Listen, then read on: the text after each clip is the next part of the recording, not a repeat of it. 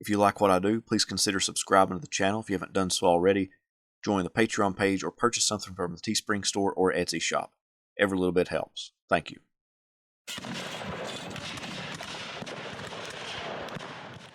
William Stark Rosecrans sat in his family home in Yellow Springs, Ohio on December 30th, 1864, writing to his good friend and former Chief of Staff James A. Garfield. He asked Garfield a question. He would write, "I, who began by drilling home guards of Cincinnati, teaching the 1st Ohio troops how to encamp at Dennison, who fought the first successful campaign against Lee, helped to lay the foundations of the first free state made out of a slave state, receiving for my service a unanimous vote of thanks from the legislature, who invented and had built the first army ambulance now universally used, who first suggested and put into operation the plan of providing photographed information maps of the country for distribution among military commanders, now regarded as almost indispensable in all the great military operations in which there are not good topographical maps, whose Inspector General system has been adopted throughout the Army, who built up the cavalry in Mississippi, giving Sheridan the opportunity of winning his first star, who won at Iuka and Corinth against great odds, who built up the dispirited mounted force of Buell's army and brought it to be the victorious cavalry of the Army of the Cumberland, who fought Stone's River, drove Bragg from Shelbyville, Tullahoma, and Chattanooga, wresting from a superior force the keys of East Tennessee, Georgia, and the center of the Southern Confederacy, who struck the Ohio and other Copperheads a great blow, virtually killed the Order of American Knights, drove Price from Missouri, and did much to give that state freedom. An officer of sobriety, morality, industry, abstinence from all intrigues military and political, I find myself put into retirement in apparent disgrace, while young men of less age, rank, services, men tainted with pecuniary speculation, if not peculation, are in command and favor. I want to tax your friendship, in which I confide, to find out and give me an explanation of how and why this is." As one of Rosecrans's biographers stated, Rosecrans's history was written by his enemies, and the stereotype, which to this day passes for Rosecrans' portrait, was created chiefly by Ulysses S. Grant, reporters, Second Assistant Secretary of War Dana, and their friends, a portrait frequently copied but seldom examined. It is a popular image distorted with error, an unfriendly caricature. What manner of man was this who won the unqualified lifelong esteem and love of the admirable and forthright George H. Thomas, and the violent dislike of the generally moderate and reserved Ulysses S. Grant? Who was worshipped as few generals are worshipped by the men whom he commanded, and hated by the Secretary of War? His life story gropes toward an answer. He was a true son of the lusty pioneer breed that begat him. He was a Rosecrans, a mover.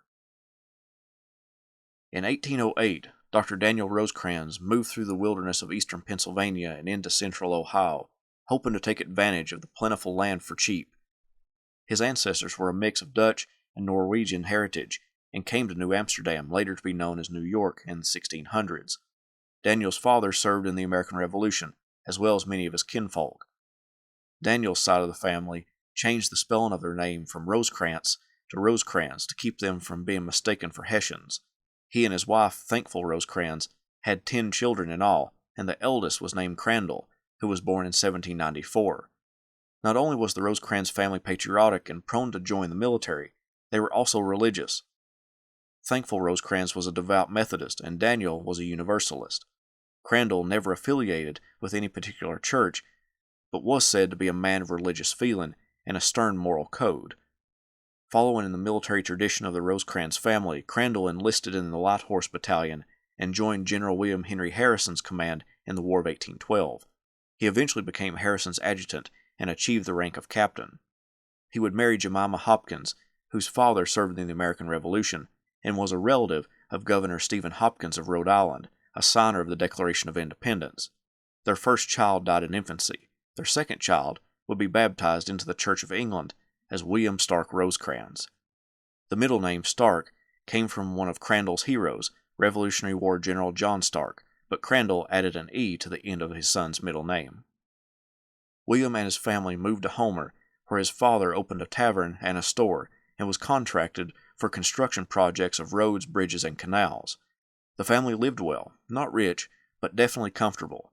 A copy of the Declaration of Independence hung in the home of the patriotic family, and William, only 5 years old, memorized it. Crandall would put William up on a barrel and have him recite it to crowds. The family also owned Frederick Butler's 3-volume History of the United States, which William read intently, becoming a lover of history, in particular the Battle of New Orleans. His father taught him to say hurrah for Jackson. His deeply religious mother taught him to tell the truth in all situations. When he was no more than 5 years old, he accidentally killed a gander in his attempt to shoo it out of his mother's garden. She made the boy go to the owner with the gander in hand and explain what happened. Decades later, William would recall the terror he felt at having to confess his actions. The woman who owned the gander saw the boy's terror and comforted him with bread and jam after the confession. William and his brothers, with William as their leader, would roughhouse, play, and get into trouble like boys do, but William was very organized. He and his brothers and their friends would have sham battles with cornstalks, and they even formed a boys' military company, inspired by William's father being the captain of the Homer militia. William's motto in these sham battles was to lick and not get licked. William was also studious. Although it was a frontier education in a log schoolhouse, it gave William the basic understanding of math and reading skills that laid the foundation for him to teach himself.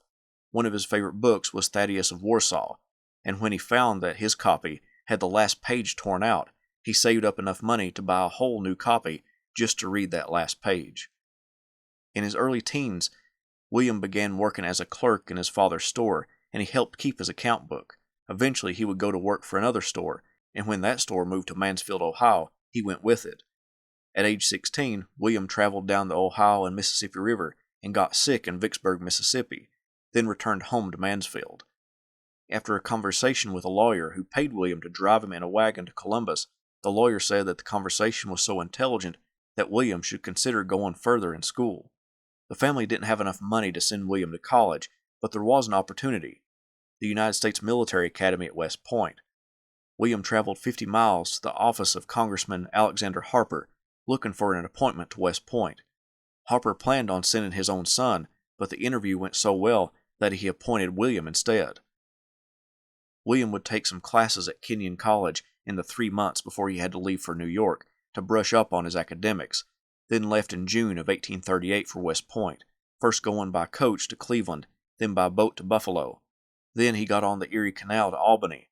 From Albany he traveled east by railroad, then finally by boat to West Point. He entered West Point with fellow classmates James Longstreet, John Pope, Earl Van Dorn, and Don Carlos Buell. Classmates ahead of him that he befriended were George Thomas and William T. Sherman. His classmates gave him the nickname Old Rosie, or just Rosie. Rosecrans did great in academics at West Point. As he rose up in the ranks at West Point, he came into contact with an underclassman named Ulysses S. Grant. One evening after taps, Rosecrans found Grant still in the yard. Grant explained that he was ordered to guard the pump until the next call sounded. Rosecrans said to him, "You go to bed at Tattoo, and douse your lights at taps." Grant shot back, "But how do I know that you're not playing a trick on me too?" Rosecrans responded, "See my chevrons? I'm officer of the day." That was the two's first encounter. In a quarrel over a lady with one of his classmates, Rosecrans was challenged to a duel. Since he was the one challenged, Rosecrans got to choose weapons. He chose pistols at 6 paces. The classmate apologized, and the duel was called off. At the end of his time at West Point, Rosecrans ranked 5th in his class in 1852, and the first Westerner to be named to the Engineer Corps. At graduation, he met Miss Anna Elizabeth Hegeman, a house guest of one of the professor's family. That evening, he took her on a walk to the local rendezvous point, and by the end of the night, he was in love with Annie. Rosecrans' first duty station was at Fort Monroe on the peninsula in Virginia. The whole time he tried to get a professorship at West Point. In 1843, he received a promotion to first lieutenant. By the summer of 1843, Rosecrans was given the professorship. In August, he married Annie at the St. Paul's Episcopal Chapel in New York City. At West Point, he worked in the engineering department under legendary Professor Dennis Hart Mahan. There, he served as post-commissary and quartermaster, and oversaw the building of a new barracks for the cadets. When war with Mexico broke out, Rosecrans wasn't sent to the front lines. He was held back in the United States on other duties. In 1847, Rosecrans began a 5-year assignment as an engineer supervising the fortifications at Newport, Rhode Island. There he designed a general system of permanent barracks and constructed a military wharf and completed the interior of the fortification. He even developed dredging machinery that was 8 times more efficient in making waterways deeper than the conventional method. He also came up with a better way to lay piers in the water. After his amazing success at Newport, the military sent him to Washington Naval Yard, where he became the civil and construction engineer of that location. In just 9 months, he constructed a marine railway, built a large sawmill, and remodeled and improved the Dahlgren Ordnance buildings. He drew up plans for the construction of an immense group of machine shops, combining anchor, chain, cable, blacksmith, carpenter, and block shops. Rosecrans and Annie thoroughly enjoyed their time in Washington. By this point, they had 4 children, recalling their stay in the capital as one of their favorite places. Rosecrans, while in the city, served as superintendent of a black Sunday school of 600 children. Annie made her home at the school and helped them meet expenses. Soon the meager pay of a soldier wore on Rosecrans, and he wanted to increase his income. He applied to teach at the Virginia Military Institute in Lexington, Virginia, but future Confederate General Thomas Stonewall Jackson would get the job. In March 1853, Rosecrans resigned from the Army. For 2 years he worked as an engineer and architect for hire. Then in June 1855, he worked for the Canal River Coal Company to assess the available resources in the mountains of western Virginia. The state of Virginia would support the creation of and be the 3/5 owner of the new Coal River Slackwater Navigation Company, and Rosecrans would be elected its president. He didn't remain in that position long. After a dispute over extravagant estimates for a coal oil refinery, he resigned and went into business with 2 partners to build a refinery with a capacity of 500 gallons per day on Columbia Street in Cincinnati, Ohio. It was one of the first of its kind west of the Appalachian Mountains. The American public wanted a colorless, illuminating oil that would not foul the wick, and during a test of an experimental product to meet that demand, a safety lamp exploded, burning Rosecrans severely, and setting fire to the refinery. He was able to beat out the flames and walk 1.5 miles home, but his recovery took 18 months, and the burns left a permanent smirk on his face. During his recovery, his partners nearly sunk the refinery because they weren't as good at managing as Rosecrans. When he returned to the refinery, he discovered a cheap process of manufacturing soap with chlorine properties, and invented a kerosene lamp that successfully burnt a round wick, and invented a short chimney lamp. When he got French and English patents on those inventions, he formed a company to manufacture them. All these innovations came about in 1860, a turbulent time as Abraham Lincoln, Stephen Douglas, John Bell, and John C. Breckinridge all vied for the presidency. Rosecrans voted for Douglas, but Lincoln won in the end, sending South Carolina into a secession convention and resulting in that state leaving the Union. Between December 1860 and April 1861, militia companies sprang up all over the North and the South anticipating civil war. Rosecrans became the head of the 14th Ward of Cincinnati's Home Guards, known as the Marion Rifles. When Confederate forces fired on Fort Sumter on April 12, 1861, Lincoln called for 75,000 volunteers to suppress the rebellion. Rosecrans said he felt impelled by a strong sense of duty to offer his services to the United States. He left the refinery in the hands of his 2 partners and offered his services to the governor of Ohio, William Dennison. The governor was giving out commissions for major generals and chose George B. McClellan to be one of them within Ohio's armed forces, and he asked Rosecrans to be McClellan's aide. Rosecrans agreed. Old Rosie helped pick the site for the Ohio militia and chose a site 13 miles north of Cincinnati and named it Camp Dennison after their governor. When the men started to put floors and bunks into their huts, Rosecrans ordered them ripped out. Jacob D. Cox, another major general of Ohio's forces, asked, "Has McClellan forbidden floors?" Rosecrans responded, "No, sir, but my position as chief of engineers gives me sufficient control of the subject." The matter was brought to McClellan, and he sided with Cox. Dennison sent Rosecrans to Philadelphia and Washington to secure weapons, equipment, and uniforms for Ohio troops. While in Washington, Rosie petitioned the Secretary of War, Simon Cameron, and Winfield Scott, commander of all United States forces, for a commission as a brigadier general. As he was working toward achieving a higher rank in the upcoming war, Governor Dennison created the office of chief engineer of the state of Ohio and put Rosecrans at its head. Rosecrans wrote back, "It would be very gratifying to me to stay at home with my family, be at the state capitol with you, and enjoy the many opportunities for having a finger in fat contracts which would offer." but our people must go to the front with or without leaders, and fight and die for the country. I cannot stay at home and see this. Duty demands that I should offer my military acquirements to aid in diminishing the loss of life. I must go with our people to the front." Despite his objection to taking the position, Rosecrans accepted the office until his brigadier generalcy would be obtained. He would be named brigadier general to date from May 16, 1861. Soon after receiving his commission, he was given a brigade of 4 Ohio regiments and ordered into Western Virginia. The political state of Western Virginia became a great concern to governors, generals, and civilians, and they wanted relief for that predominantly Unionist area. By June 1st, McClellan gathered around 8,000 men at Parkersburg, Virginia, and the next day ordered them to attack a Confederate garrison south of their position. It was a brief fight, but Rosecrans and his new recruits got their first taste of battle and pressed on to the town of Buchanan and Rich Mountain, where a Confederate force was entrenched. Rosecrans conferred with McClellan about the best possible way to dispose of the Confederates and hatched a plan to swing to the south and outflank the rebel entrenchments. Before dawn on the morning of July 11th, Rosecrans and McClellan moved out. The signal for McClellan to attack would be the guns of Rosecrans's force. Every man was to keep quiet, and they did, but a horse of Rosecrans's adjutant began to neigh and snort, causing a great disturbance. Rosecrans, in a display of his hot temper, yelled, "Cut off his head, adjutant! Cut his head off!" Rosecrans prepared his men for the attack and let loose his columns upon the Confederate position. The volleys from the infantry echoed through the valleys and off the mountainsides, the signal for McClellan to move his troops forward, but he simply sat on his horse, listening to the din of battle. Despite McClellan's lack of aggression, Rosecrans pushed the Confederates off Rich Mountain and claimed the position for the Union. The Battle of Rich Mountain happened just before the Union defeat at First Bull Run, and the victory boosted McClellan's standing in the United States military, and he would soon go east and become the commander of the Army of the Potomac. A famous author of the time, John T. Trowbridge, wrote to Rosecrans the next year saying, "Do you remember once when I proposed to join my fortunes in this war to yours? Your answer? I venture you don't.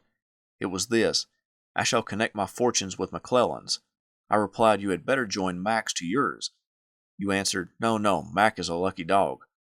And so you joined him, went into Western Virginia with him, fought Rich Mountain for him, and made him commander-in-chief. If, when you were outflanking Pegram, he had whipped you, whose defeat would it have been? Rosecrans. But as you whipped him, it was McClellan's victory." Rosecrans performed admirably at Rich Mountain. He conducted his troops efficiently and made sure the columns of blue soldiers traversed the rugged terrain of Western Virginia with the utmost care to themselves and to best outflank the enemy. In the end, it was Rosecrans's victory, even though McClellan got the lion's share of the praise. On July 23, 1861, Rosecrans took command of the Department of the Ohio, encompassing Western Virginia, Ohio, Indiana, Michigan, and Illinois, with its headquarters at Clarksburg, Virginia. His new enemy in Western Virginia would be Robert E. Lee, who now operated in the area. Their first contact was about a prisoner exchange. Rosecrans said, "You asked me for men captured here, hardy mountaineers, who would reinforce your army operating against me. You proposed to give me men captured at Bull Run, who know nothing of service here." In August, Rosecrans had more trouble out of his men than he had with the enemy. The undisciplined young men, many still teenagers, didn't adhere to military discipline as quickly as Rosecrans would have hoped. Rosie wanted a professional army, and would roam through the camps in person to inspect the men and their quarters. After taps, he would walk through camp and would whack the tents with his sword, which still had their lights on. Little by little, the small army under Rosecrans became more disciplined.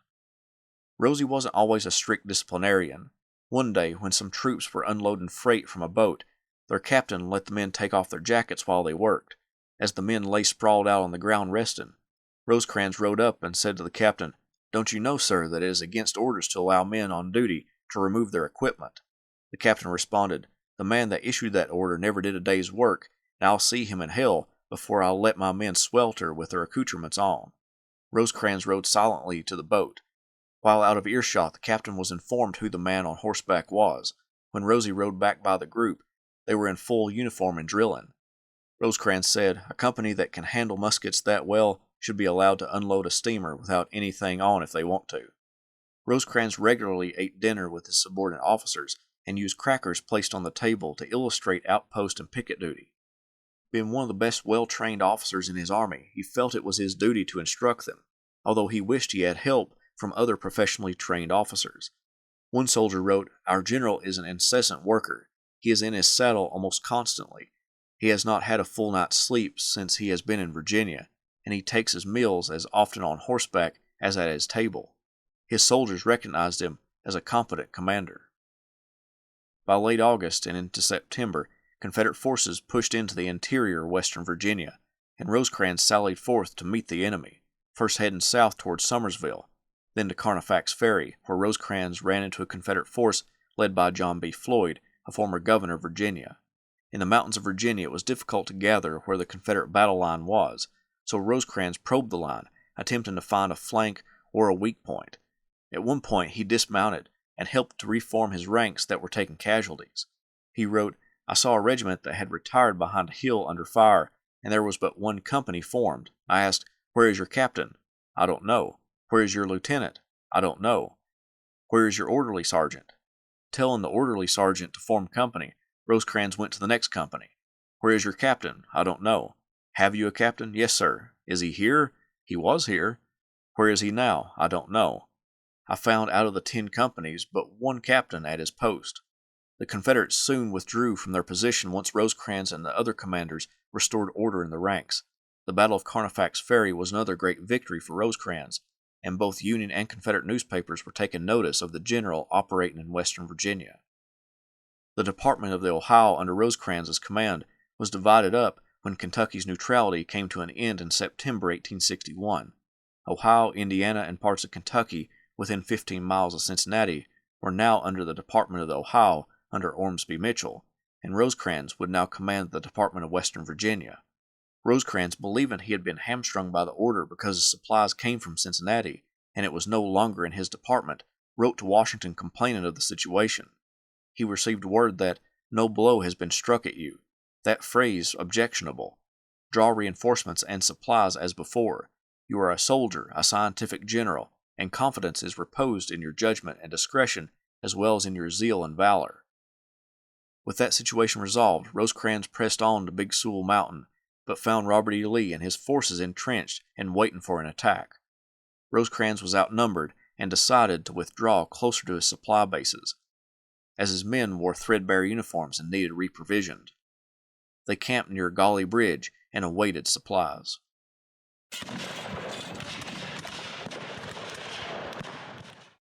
Encamped near Gauley Bridge, with his forces strung out along the river, William S. Rosecrans made camp and hoped to resupply his troops whose uniforms had become threadbare from the constant campaigning and whose shoes were deteriorating at a fast pace.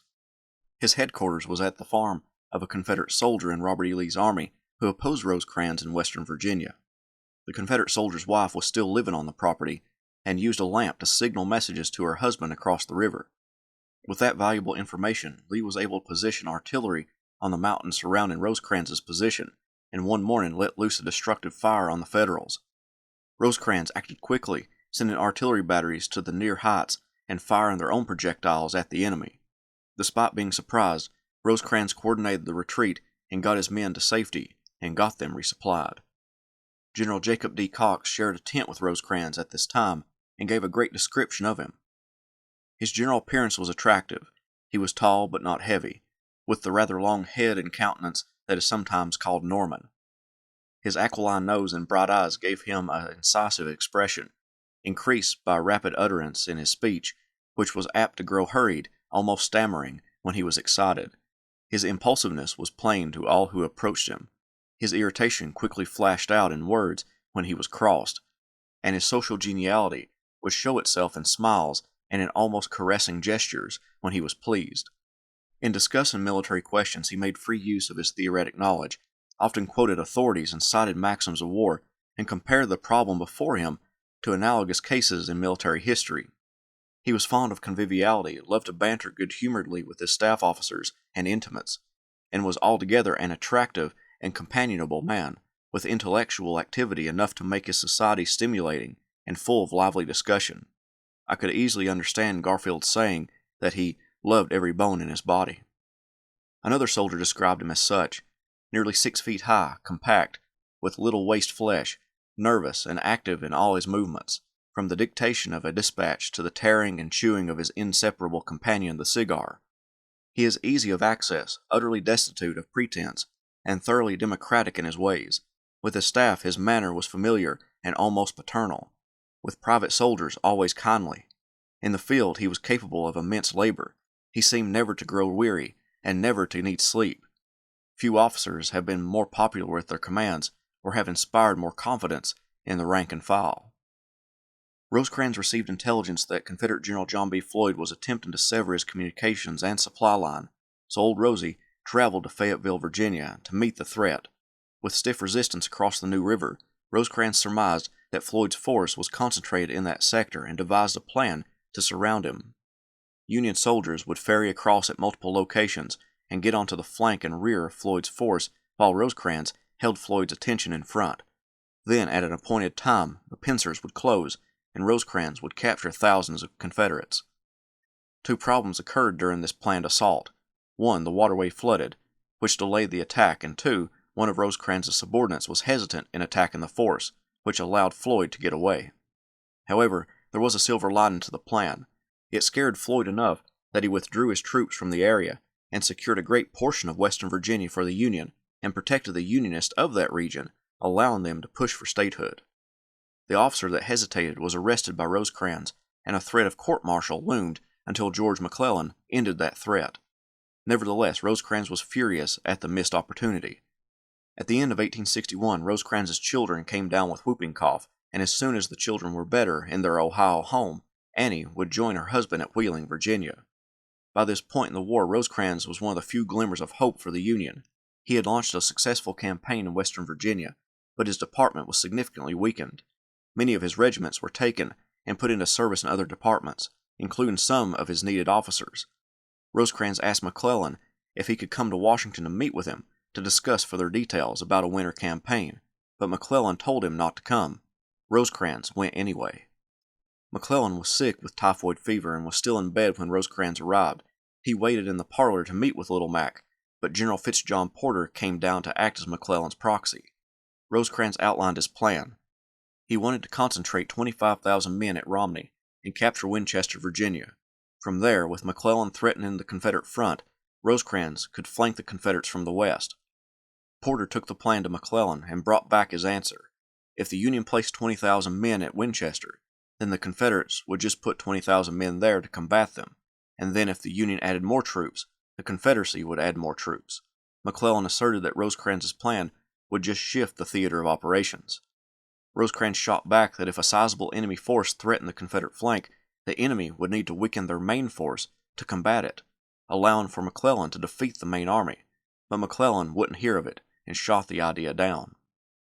While in Washington, Rosecrans came before the Committee on the Conduct of the War and spoke about the war in western Virginia and answered questions about McClellan. The committee criticized McClellan for his lack of aggression, among other things, but Rosecrans did defend McClellan. He stated that raw troops needed adequate training before being thrown into battle. Other than that, Rosecrans' time before the committee was uneventful. When Rosecrans returned to his command, he found that of the 22,000 soldiers under his command, only about 1,700 remained. The rest had been transferred elsewhere. To add to his woes, winter set in. One man exclaimed, "If you knock the gable end of hell out, and back it up against Cheat Mountain and rain fire and brimstone for 40 days and 40 nights, it won't melt the snow enough to get your mail through on time."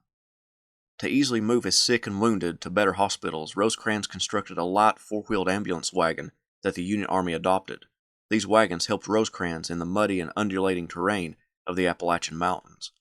With too few troops to launch a winter campaign, Rosecrans concentrated on taking care of his soldiers and hoping for reinforcements. By March, another general entered the Mountain Department, John C. Fremont, and that general was given command of the department, leaving Rosecrans without a command. Old Rosie stayed a few days after Fremont arrived, taking care of some loose ends, then headed to Washington to the War Department. Secretary of War Edwin Stanton met with Rosecrans, informing him that he didn't have a command to give him, so he put him on an assignment. McClellan was transporting his troops to the peninsula in Virginia, and some Union forces were concentrating in the Shenandoah Valley. Rosecrans was to guide one division to its proper location and make contact with Generals Fremont and Nathaniel Banks, but on the surface it appeared that he was simply acting as a guide and an observer. Rosecrans was confused by his orders as well, not really knowing what to make of them. Rosecrans left for Winchester, Virginia the next day. Without exactly knowing the limits of his authority and the situation, Rosecrans began trying to concentrate the armies in and around the Shenandoah to hopefully eliminate Confederate General Thomas Stonewall Jackson from the region and direct Confederate attention away from McClellan on the peninsula. Secretary of War Stanton telegraphed Rosecrans telling him to place the division with Fremont and then immediately come to Washington, citing that Rosecrans had not followed the orders outlined before that general left the War Department. Rosecrans got the division to Fremont and then came back to Washington, where, in an interview with Stanton, the Secretary of War yelled at him, "You mind your business and I'll mind mine." Rosecrans would write, "From that time onwards, Stanton's professions were always too sweet to be wholesome, and his practice hostile.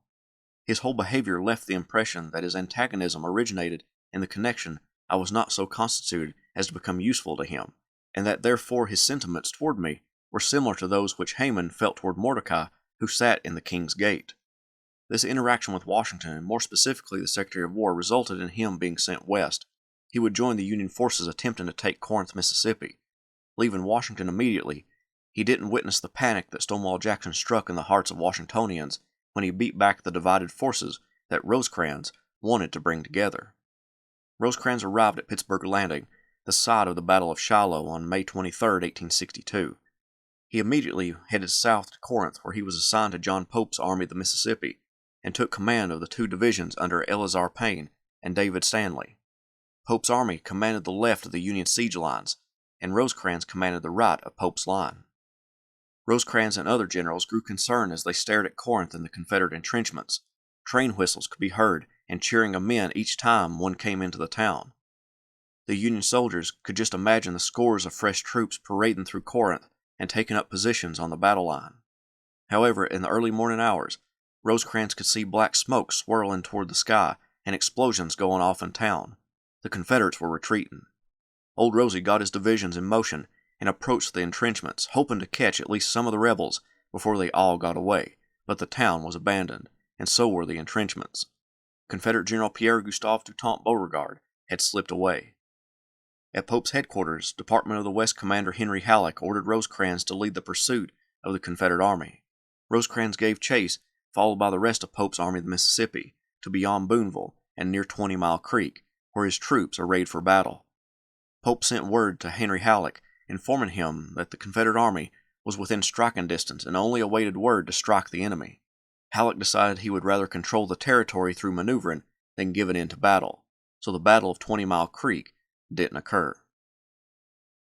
After the pursuit yielded no fruit, the combined Union forces under Halleck were split up, being distributed over the Western Theater. Halleck himself would become General-in-Chief. Pope's Army of the Mississippi remained at Corinth, but in June Pope was sent east to command the Union Army of Virginia, which lifted Rosecrans to command the Army of the Mississippi. Ulysses S. Grant took command of the Department of West Tennessee, which encompassed Union forces in Mississippi, and thus Rosecrans's Army of the Mississippi. While in Corinth, Rosecrans began addressing the problems within the army. Sickness and insects swarmed the Union camps, but the removal of the troops to a clean spring outside the city reduced the number of sick from 35% to 12%. Anxious soldiers awaited mail, so he helped to coordinate the delivery of daily mail to the army, and even got some forgotten mail delivered to his soldiers. It was also in Corinth that he developed the use of photographed maps, where his engineers would construct a rough map of the region. Then a photographer that accompanied the army would be paid to take photographs of the map to be distributed to various commanders. They would place additions or corrections on them. Then a better map would be constructed and photographed to distribute to all his commanders quickly. This would become standard army practice by the end of the war. Being in formerly Confederate-held territory in one of the Deep South states, Rosecrans came into contact with citizens of all persuasions. He told them that they were not entitled to protection as citizens who had a right to go with their state and resist federal coercion, instead of being the subjects of a conquered territory as Confederate theory defined them. To Unionists, he said, "You are children of Uncle Sam. He'll do what he can for you. You do the rest." To others, if you want the full privileges of citizenship, take an oath of allegiance. He told objectors, "Take an oath of qualified allegiance to the de facto government, pledging yourselves to abstain from mischief or leave the country. African American refugees were welcomed in Rosecrans's camp and organized into battalions to help in the creation of fortifications and other engineering feats. During his stay in Mississippi, Rosecrans also noticed the talents of Philip Sheridan, who made great raids into the state, capturing valuable information. Sheridan's actions would prompt Rosecrans to recommend him for promotion and help Sheridan get his first general star. Intelligence from the enemy indicated that the Confederate armies were on the move by late summer. In August, 2 divisions were sent from Rosecrans's army to bolster Don Carlos Buell's Army of the Ohio. Rosecrans moved part of his army to Iuka, Mississippi, guarding the Memphis and Charleston Railroad.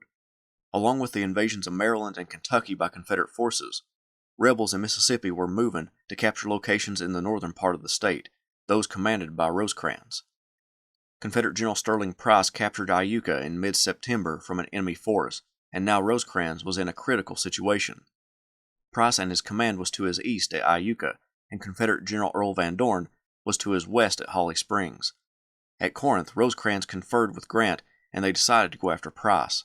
Rosecrans took his forces and approached Iuka from the south and southwest.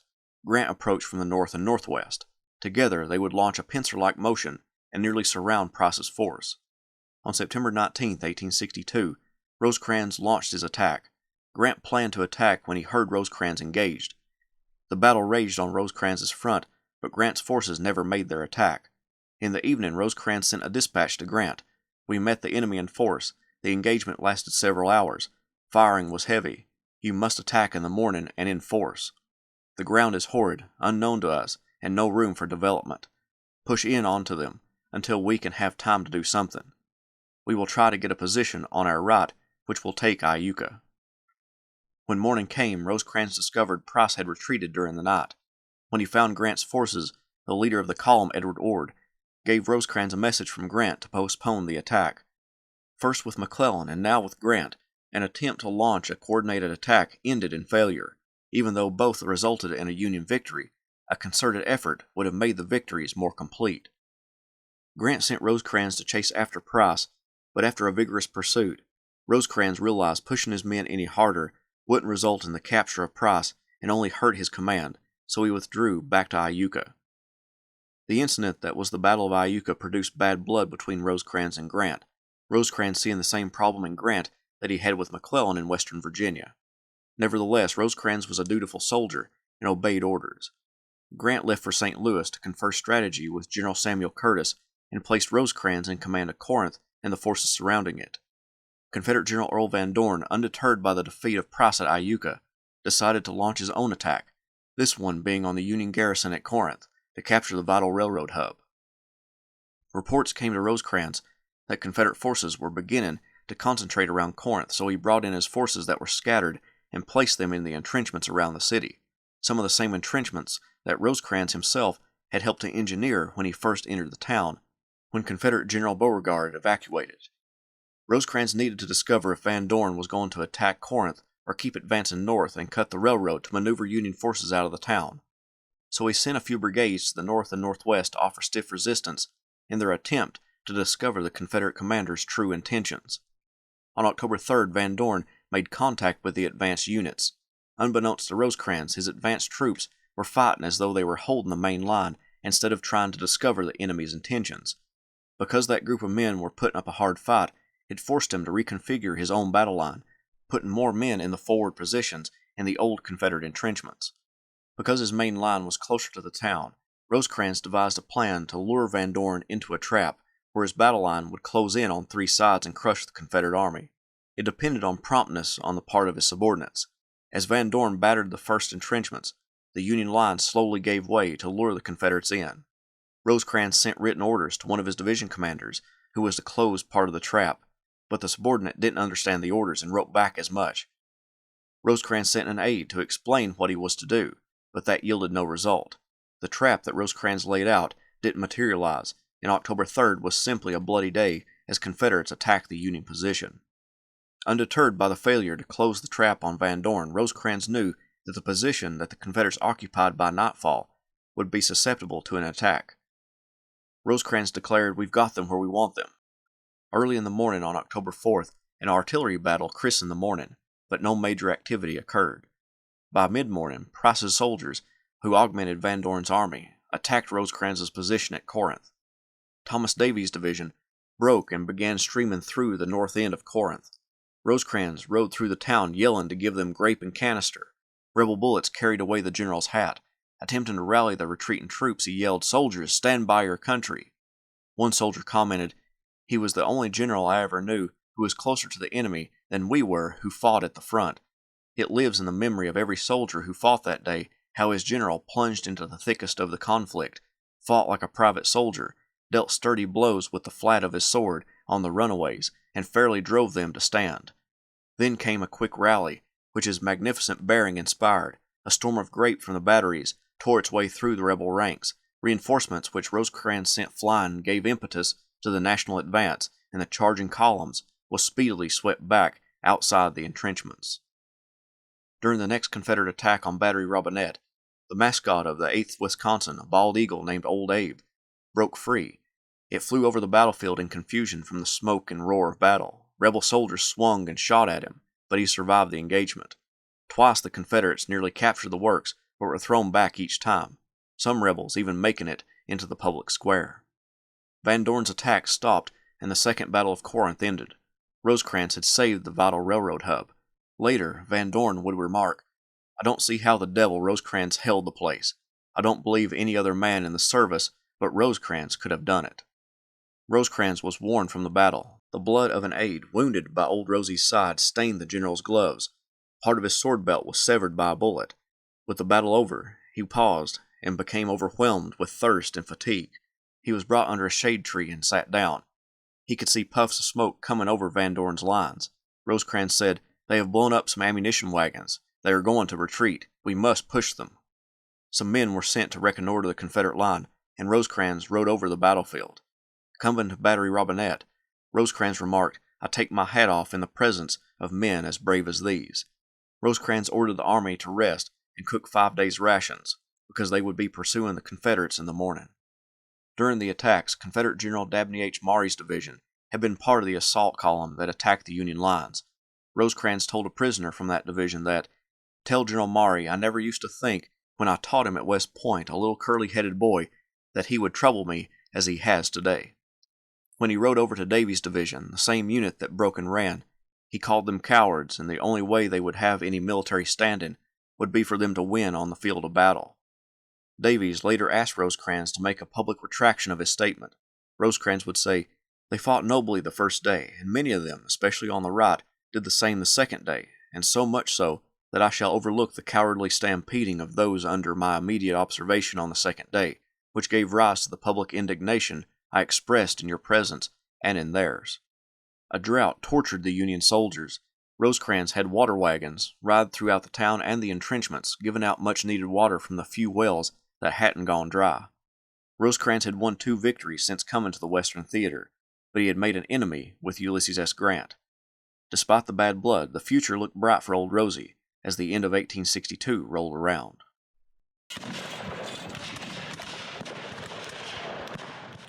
The day after the Second Battle of Corinth, Rosecrans mounted a pursuit of Earl Van Dorn's Confederate army, with Rosecrans remaining at Corinth to stay in communication with Ulysses S. Grant, who was supposed to be sending help. Help was on the way. Grant sent Stephen Hurlbut to assist Rosecrans. Old Rosie's marching columns ran into significant trouble when problems with maps and guides resulted in some divisions taking the wrong roads. Nevertheless, they nearly overtook Van Dorn's troops. Hurlbut caught Van Dorn, but the Confederate general was able to disengage and get away. When matters were handled at Corinth, Rosecrans rode to the front. He still wanted his army to pursue Van Dorn. As the Union troops followed close behind the retreating rebels, Rosecrans saw debris strewn along the road. One soldier wrote, "The road was strewed with tents, wagons, and clothing, knapsacks, sugar, molasses, flour, and cornmeal, besides cooking utensils, cannon carriage, and ammunition and guns. I did not see any cannon, but it was reported that our scouts found 10 pieces of cannon thrown into a gully 1/2 mile off the road." Another wrote, "Artillery caissons had struck trees, and the ammunition exploded, tearing everything to pieces around. Many places the cannoneers had cut the traces and gone, leaving their load behind. The hillsides were white with cornmeal and flour and dust on the road fully 1 foot deep. Thus for several miles it went. We found General Price's buggy with a fine robe in it, but the owner had gone on. All along the roadside, under bushes, in the hollers, and behind logs, the panting fugitives were found glad to surrender. At Crumb's Mill, Rosecrans sent a message to Grant. It read, "Out of rations, having followed the main column of the precipitate retreat of the enemy, Hurlbut reports himself out of position and too much crippled to follow the enemy. I have ordered rations sent to Cypress for him, and have begged him not to return to Bolivar until I can communicate with Sherman. I want him to appear to threaten the enemy. I think Sherman should go to Holly Springs by all means, and that the road should be open to take supplies to him. Think it could be done without much trouble. I repeat, it is of the utmost importance to give the enemy no rest day or night, but push him to Mobile or Jackson. Beg the authorities north to send us more troops. Ship everything you can. Now is our time. We must give the enemy no time to reinforce or recruit. Every nerve must be strained. Everything will be sent to see that our troops lack nothing of the necessities to keep them going." In response to Rosecrans' pleading, Grant ordered Rosecrans to stop the pursuit and withdraw. Undeterred by the order to stop, Rosecrans again wrote to Grant saying, "I must deploy dissent from your views as to the manner of pursuing. We have defeated, routed, and demoralized the army which holds the lower Mississippi Valley. We have the 2 railroads leading down toward the Gulf through the most productive parts of the state, into which we can now pursue them with safety.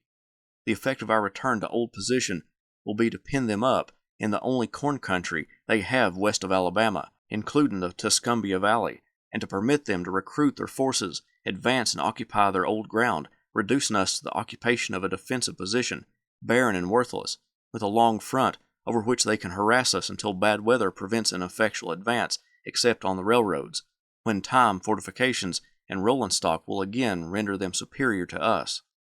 Grant was now faced with a decision to make, so he sent that information up the chain to Henry Halleck. In an uncharacteristic move for the man who abandoned the pursuit of P.G.T. Beauregard when that general evacuated Corinth, Halleck asked, "Why order a return of our troops? Why not reinforce Rosecrans and pursue the enemy into Mississippi, supporting your army on the country?"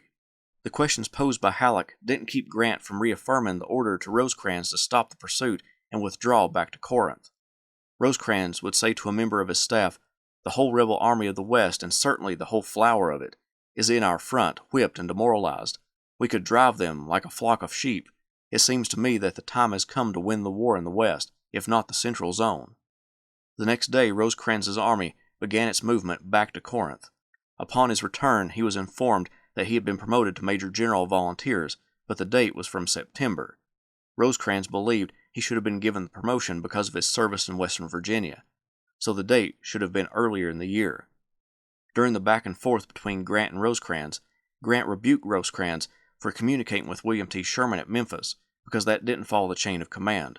Rosecrans protested that he was simply alerting Sherman of the Confederate threat and asked for cooperation and didn't attempt to order Sherman to do anything. The situation still irritated Grant. Rosecrans, on top of being promoted, would be transferred to a different command, away from Grant. When Grant received the news, he came out of his tent holding a piece of paper outlining the transfer and said his great trouble had been resolved. Rosecrans headed to Cincinnati to await his next orders. He wouldn't wait long. Union commander of the Army of the Ohio, Don Carlos Buell, was to be replaced following the Battle of Perryville that occurred in early October 1862. Buell failed to follow up on his victory, and many called for him to be replaced. The Department of the Cumberland and the Army of the Ohio, soon to be the Army of the Cumberland, would be commanded by Rosecrans. As Buell left his now former command, he expressed concern over George H. Thomas, his second in command. Thomas was second in command of the army and outranked Rosecrans by date. Thomas said that he had no objection to serving under Rosecrans, but didn't want to be passed over by a junior in rank. He wrote to Rosecrans saying, "There is no one under whom I would more willingly serve than you, but under the circumstances I trust you will cooperate by getting me transferred to Texas." Rosecrans respected Thomas and didn't want him to leave that army. Abraham Lincoln moved Rosecrans' date of promotion to March, which meant that he outranked Thomas, and that settled the matter. Rosecrans asked Thomas if he wanted to remain second in command as more of an administrative position, or be given a command. Thomas jumped at the chance to be given a command in the Army of the Cumberland. The army was encamped in and around Bowling Green, Kentucky. Rosecrans made his headquarters at a home in the town, but the lady who owned the home didn't like her house being used as Army headquarters. The heavy-booted officers, dirty from constant use, traipsed through her home and over her carpet. One night in protest, she began pulling up the carpet. Rosecrans ordered the carpet put back down, which was complied with. In an act of revenge, the lady flavored the barrel of drinking water with soap. Rosecrans got a little ill from drinking it, but recovered. With that, the war between Rosecrans and the lady of the house ended. The Army of the Cumberland numbered around 75,000 men present for duty, but they were undisciplined from the viewpoint of Rosecrans. More horrendous was the state of the Union cavalry. Confederate cavalry in the department under Nathan Bedford Forrest and Joseph Wheeler were more active and better at causing havoc than his own cavalry. So he set about improving the mounted arm of his army. He ordered 2,500 breech-loading or revolving weapons for his cavalry and endeavored to get them into fighting shape. Half of them were without weapons at all. A review of the army was held, and Rosecrans inspected them by brigade. He came up to one regiment and said, "Boys, when you drill, drill like thunder. Don't try how not to do it." When he saw a private with his knapsack on crooked, he called out, "Captain, I'm sorry to see that you don't know how to strap a knapsack on your shoulders back." The captain called back, "But I didn't do it, General." Rosecrans responded, "Oh, you didn't? Well then, hereafter you had better do it yourself or see that it is done correctly." Desertion was up in the army, and Rosecrans wanted it to end as soon as possible, so he decided to make an example out of deserters. A lieutenant from a regiment in the Army of the Cumberland deserted and went to southern Illinois. When he wrote back to his troops telling them how to desert without getting caught, Rosecrans ordered the man to be arrested and brought back in chains, which he was. He was court-martialed and sentenced to death for his actions. However, like the lenient Abraham Lincoln, Rosecrans reduced his sentence after terrifying the officer, then had him brought in front of his command. His sword was removed, his rank ripped off, and he was driven from the ranks. Shirkers straggled and allowed themselves to get caught, expecting to be paroled. So Rosecrans ordered all paroled men to wear the cheapest and ugliest nightcaps home as a symbol of their laziness in the army. By humiliating both deserters and shirkers, Rosecrans drastically reduced the number of both in the Army of the Cumberland. In early November, the Army moved into Nashville, its base of operations. The citizenry of the city was divided as to their loyalty. The Unionists cheered as the Union Army moved down their streets, and the secessionists demonstrated their disdain in many ways, particularly the women. Women needed passes to go in and out of the city. Rebel women wanted these passes to smuggle food, medicine, and even Confederates out of or into the city. Rosecrans, as chief of military police, warned his commander and others, "Don't trust women." When the general staff refused to give out passes, the women launched what was called a petticoat blockade, where they blocked the hallways until their demands were met. Many of them wanted to see Rosecrans. The general welcomed them into his office, but they usually didn't leave the office happy. He would sniff out their true intentions for passes and simply hand them over to his staff. On one occasion, a lady came into Rosecrans's office and wanted a pass. The general wanted her to take the oath of allegiance before she left his office. She stated that she couldn't do that because she didn't believe in swearing. Old Rosie refused to let her leave. So she said, "Well, General, if I must swear, I will, but all the sin of the oath must rest upon your shoulders." Then she commenced to cursing Rosecrans and the Union Army. The lady was then led away. It was difficult to supply his troops in Nashville because of the constant harassment of the railroad line from Kentucky to Nashville. Rails were removed, heated up, and bent in all kinds of directions. Water tanks were destroyed, and wood for fuel burned up. Much of this chaos came from Confederate Cavalry Commander John Hunt Morgan.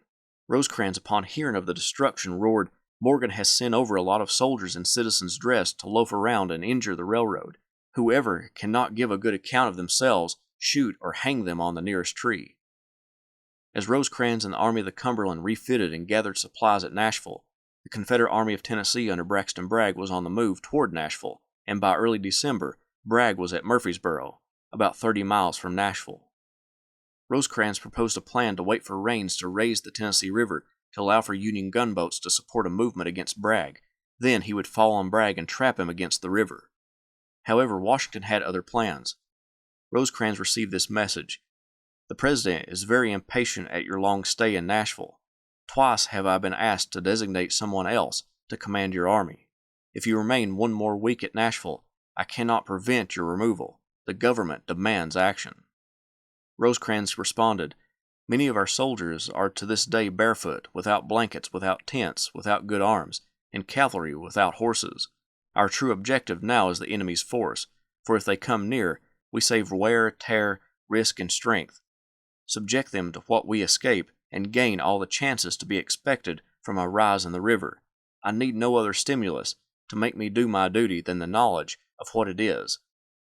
To the threats of removal or the like, I must be permitted to say that I am insensible." Since the release of the preliminary Emancipation Proclamation, Lincoln and his cabinet were looking for a victory, and the stationary Rosecrans, although having just taken over, was expected to win a victory, as he had done in both western Virginia and northern Mississippi. A victory was also needed to hopefully block international interference. Henry Halleck wrote to Rosecrans, "You can hardly conceive this great anxiety about it. I will tell you what it is, although it is only a guess on my part. It has been feared that on the meeting of the British Parliament in January next, the political pressure of the starving operators may force the government to join France in an intervention. If the enemy be left in possession of Middle Tennessee, which we held last July, it will be said that they have gained on us. Tennessee is the only state which can be used as an argument in favor of intervention by England. Your movements have an importance beyond mere military success. It was hoped and believed when you took the command that you would recover all lost ground by, at furthest, the middle of December, so that it would be known in London soon after the meeting of Parliament. A victory or the retreat of the enemy before the 10th of this month would have been of more value to us than 10 times that success at a later date. General Buell was too slow to be in time, hence the change." Rosecrans wrote to his wife saying, "The administration expects much of me. I have a bad country to advance over, but my hopes are all in God. I work about 18 hours a day. I am in hopes of beginning to move very soon with the intention of moving rapidly and continuously. The next battle in this department is likely to decide the war. There must be no failure. I will not move until I am ready." Rosecrans read from Confederate papers that John Hunt Morgan had gotten married at Murfreesboro and that Jefferson Davis, President of the Confederacy, had attended.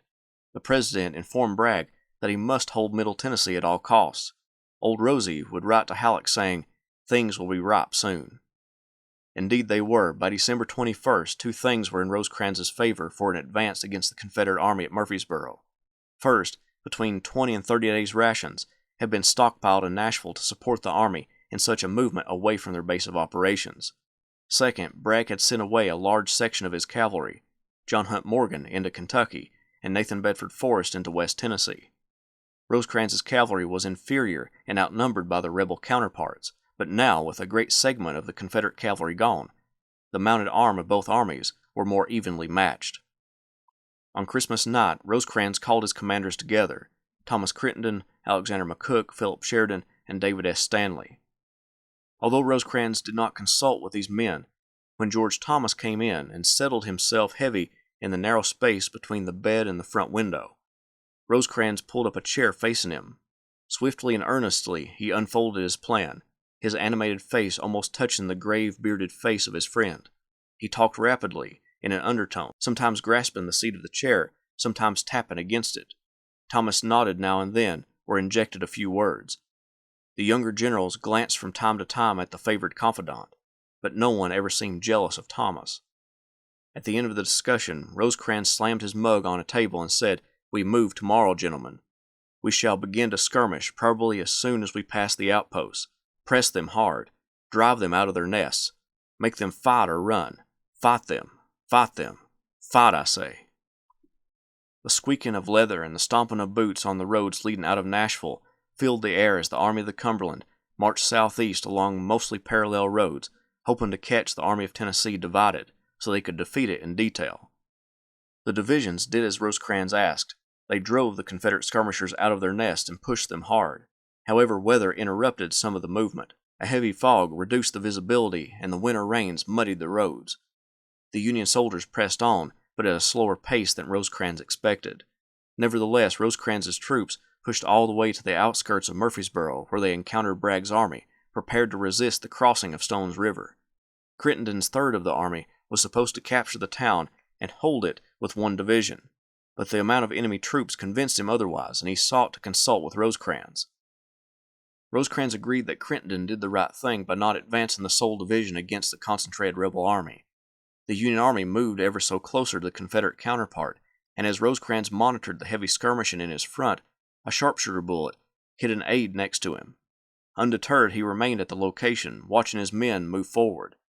While in that dangerous location, 2 Confederate artillery shells hit near Rosecrans. One decapitated a soldier near him, and the other exploded close by the commander. Rosecrans wisely chose to move he and his staff a little further away from the action. From the time Rosecrans took command of the Army of the Cumberland, he petitioned Washington for more cavalry to match the experienced Confederate horsemen. They hadn't heeded the general's warnings, so as the army advanced toward the enemy, Joseph Wheeler's cavalry rode around his army, cutting communications, and destroying nearly $1 million in army property. Rosecrans hoped that this example would lead Washington to realize the need for more and better equipped horsemen. Rosecrans's own cavalry had to be used for scouting and guarding the flanks, and therefore couldn't be concentrated to combat the enemy cavalry because of its minuscule size. By December 30th, the Army of the Cumberland was concentrated along the banks of Stone's River, with the Army of Tennessee directly in front of them. Rosecrans believed that a fight would happen the next day, either initiated by him or the enemy. He gave his commanders their orders and rested, for the next day would be filled with battle. In the early morning of December 31st, Rosecrans awoke before his staff and began to arouse them. A staffer brought him his favorite horse, a strong gray steed named Boney. Light musketry quickly gave way to intense volleys and blasts from artillery on the Union right. Soon, bursting through the cedars, came mules, wagons, slaves, fugitives, and soldiers. Staffers rode toward the chaotic mass of humanity and demanded to know what had happened. They informed Rosecrans' staffers that the right flank had been broken and cavalry were now in their rear. McCook misled Rosecrans when he reported that his men were being pressed hard. In reality, the line was broken, and what was left was streaming toward the Nashville pike. Rosecrans calmly said, "Never mind, we will rectify it." The situation only grew worse as the rebel brigades began swarming past the right flank and driving into the rear of the Union army, threatening to cut Rosecrans off from Nashville by capturing the Nashville pike. Rosecrans, with a clenched, unlit cigar in his mouth, began moving troops from his left to support his right. With help from his trusted subordinate George Thomas, they began to cobble together a line that was holding off the rebel onslaught. Union soldiers under Philip Sheridan and a few others were holding out in a limestone outcropping later named the Slaughter Pen, and were buying Rosecrans and Thomas enough time to shift troops to the Nashville pike. Rosecrans remained within close proximity of the fighting, personally placing troops alongside his aides. Bullets hit men near him, but Rosecrans didn't flinch. His speech became erratic as he became excited and anxious by the chaos unfolding around him. At one point, one of his aides became greatly concerned about the exposure to enemy bullets. Rosecrans announced, "Never mind me. Make the sign of the cross and go in." Concerned about his left flank, Rosecrans rode over to the brigade guarding the ford across Stone's River on his left and asked its commander, "Will you hold this ford?" "I will try, sir," answered the colonel. "Will you hold this ford?" Rosecrans asked again. "I will die right here," the colonel said. "Will you hold this ford?" "Yes, sir," the colonel replied. Rosecrans then nodded and said, "That will do." Then he turned his horse to ride back to the threatened right flank. A Union soldier remembered Rosecrans, moved calmly, cheering and inspiring our faltering troops, and throughout the day, wherever the battle raged most fiercely, General Rosecrans bore his charmed life. Another said Rosecrans was at all parts of the field, mounted on a large gray horse, his old blue overcoat buttoned to his chin, a stump of cigar caught between his teeth. He left the position usually occupied by the chief and came to the line of battle, and by his presence and words cheered and encouraged the men of the center and left. One of Rosecrans' staffers wrote, "When disaster had enveloped half the army, and from that time to the end, Rosecrans was magnificent. Rising superior to the disaster that in a single moment had annihilated his carefully prepared plans, he grasped in his single hands the fortunes of the day. He stemmed the tide of retreat, hurried brigades and divisions to the point of danger, massed artillery and fused into them his own dauntless spirit, and out of defeat itself fashioned the weapons of victory. As at Cheat Mountain, Iuka, and Corinth, it was his personal presence that magnetized his plans into success." An Indiana soldier reported about Rosecrans that "he is as brave as Julius Caesar. I saw him while riding to and fro at furious rates, the sweat pouring down his face, his clothes splattered over with blood, and I could not help but expressing my gratitude to Providence for having given us a man that was equal to the occasion, a general in fact as well as in name. The stubborn Philip Sheridan emerged from the cedar brake with what was left of his command. They were broken, out of ammunition, and Sheridan was furious. His face was blackened from the discharge of powder. He came up to Rosecrans, who was calmly astride his horse. Rosecrans said, "Watch your language. Remember, the first bullet may send you to eternity." Sheridan shot back, "I can't help it. Unless I swear like hell, the men won't take me seriously." Pointing to his broken ranks, he explained, "This is all that is left, General." Rosecrans pointed toward the Nashville pike and said, "Crittenden's train is still intact. Replenish your ammunition and get your men back into the fight. Hazen has his hands full at the end of the Round Forest. Support him." Some of the last attacks that came on December 31st came at the Round Forest, a vulnerable point in Rosecrans' center where the line bent at a nearly 90-degree angle. A huge artillery barrage peppered the area from the Confederate guns, and wanting to make sure the line held personally, Rosecrans rode off for the Round Forest. The troops in that sector needed encouragement, and Rosecrans was bent on giving it to them.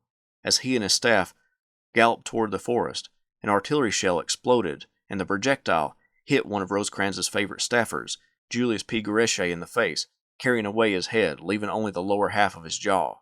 The body rode for about 20 paces until the horse jerked and the body fell off. When Rosecrans was notified of his death, he remarked, "I am very sorry. We cannot help it. Brave men die in battle. Let us push on. This battle must be won." He remarked later, "I had no sensation under fire at Stone's River. I was absorbed in planning how to beat the enemy." The death of his favorite aide did weigh on him. He would cut the buttons off of his coat and place them in an envelope which read, "Buttons I wore the day Gorechet was killed."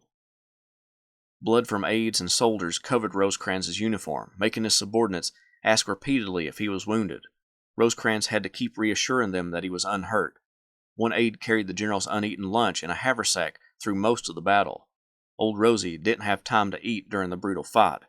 During the last half of the day, an artillery shell ripped the man's trousers and split open the haversack.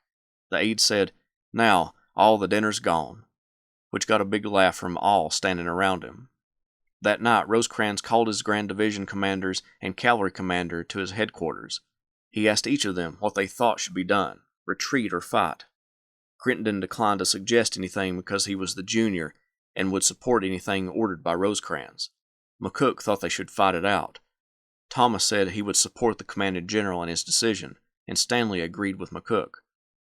After a 2-hour ride to see about an avenue of retreat, Rosecrans came back to the headquarters and said, "Well, gentlemen, we shall not retreat, but fight it out here and to the front. Go at once to your posts and hold your commands ready to receive any attack from the enemy. We shall not attempt to attack him until the arrival of our ammunition, which I have ordered up from Nashville." The group of men were dismissed to attend to their lines, and the new year, 1863, came about. Aside from some light skirmishing, nothing major happened on January 1st, 1863, on the Stones River battlefield. On January 2nd, not to be outdone, Braxton Bragg ordered John C. Breckinridge's division to attack Rosecrans' left flank across Stones River. The rebel division pushed back Union troops positioned on the flank, but soon came within sight of the 58 artillery pieces assembled by Rosecrans in anticipation of a Confederate attack in that sector. When those cannons belched forth their concert of death, the Confederate attack broke up and sought safety. One Union officer wrote, "The rebels were put to flight, and old Rosie came galloping down the pike where we lay, the sweat pouring down his face, and sent for Colonel Carlin. He told Carlin the enemy was routed and ordered him to advance with his brigade and pursue them. His exact words to Carlin were, 'I beg you, for the sake of the country, and for my own sake, to go at them with all your might. Go at them with a whoop and a yell. I had the honor of leading my little regiment in the advance.'" The Battle of Stones River was a defeat for Braxton Bragg and his Army of Tennessee. Rosecrans averted defeat by acting promptly and energetically to establish a line at the Nashville Pike, and on January 2nd, he obliterated a Confederate division with well-placed artillery. Bragg and his troops marched away from Murfreesboro toward Tullahoma, Tennessee.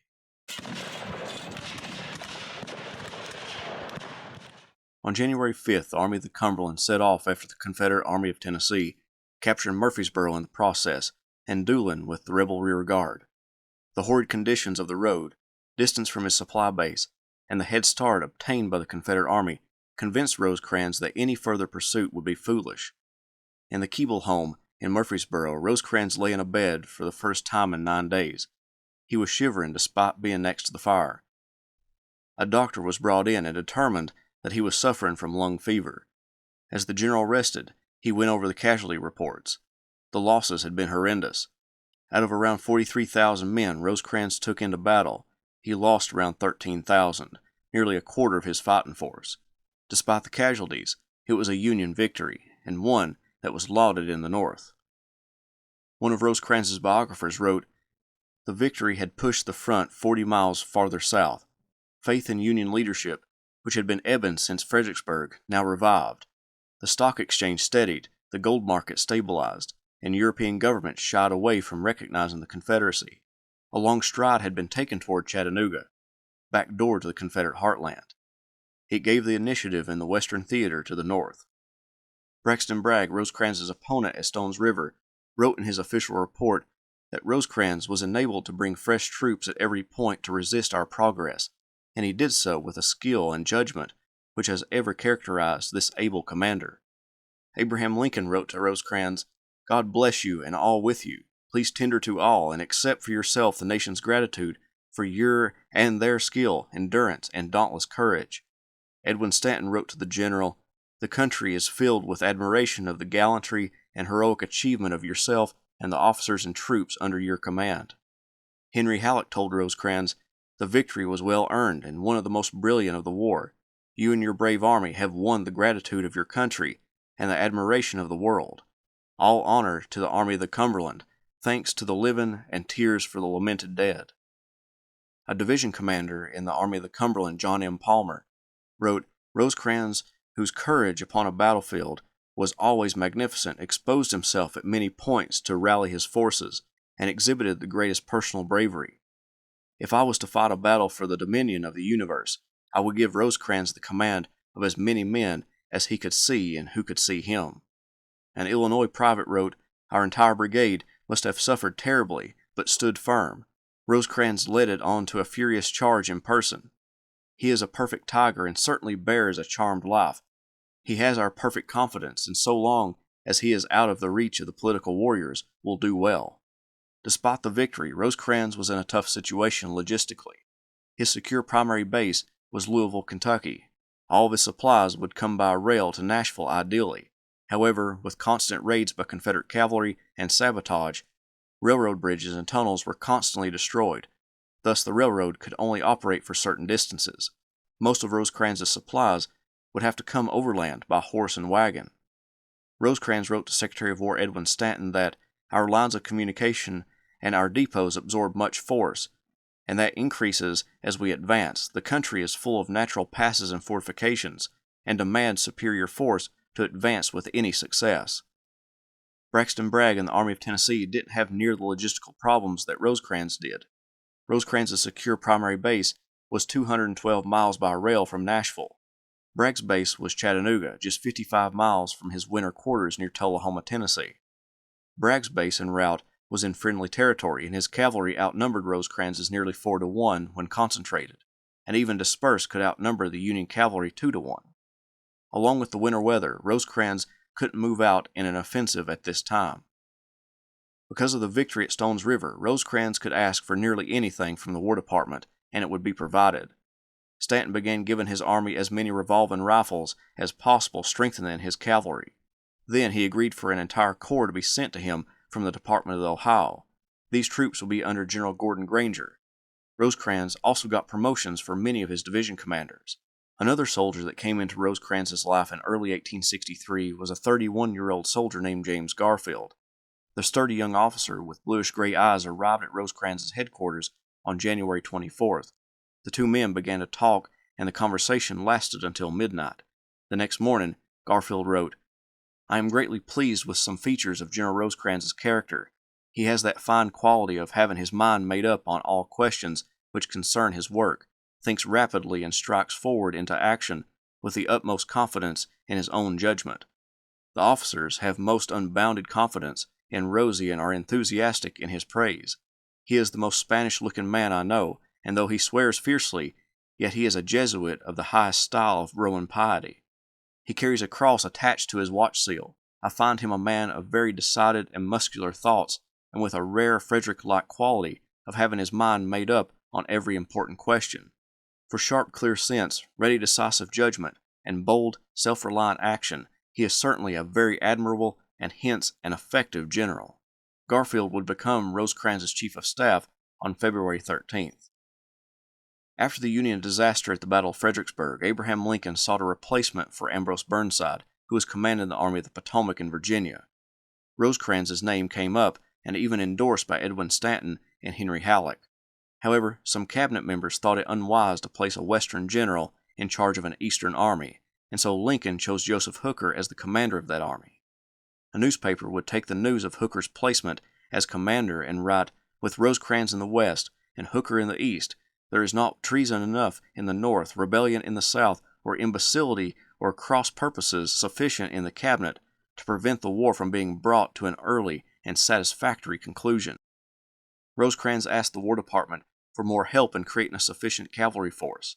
Washington, he thought, treated his requests as complaints and said as much, even going so far as to say that had that been understood during his time in the Shenandoah Valley, that Stanton could have spared millions of gallons of blood and untold amounts of money, basically accusing Stanton of prolonging the war. This got on Stanton's bad side, and the repairs that had been made since the first schism broke down completely. Rosecrans, in an attempt to get the most out of his horses, began to lighten the loads of the wagons and use any available horses to be used in the cavalry, even making mounted infantry units. The War Department didn't like the idea of making mounted infantry units, but went along with Rosecrans' experiment. Part of the lightening of the loads, so fewer horses were needed to carry supplies, resulted in the army using what was called pup tents, where each soldier carried a shelter half, and when the army stopped, two soldiers would come together and put their two halves together.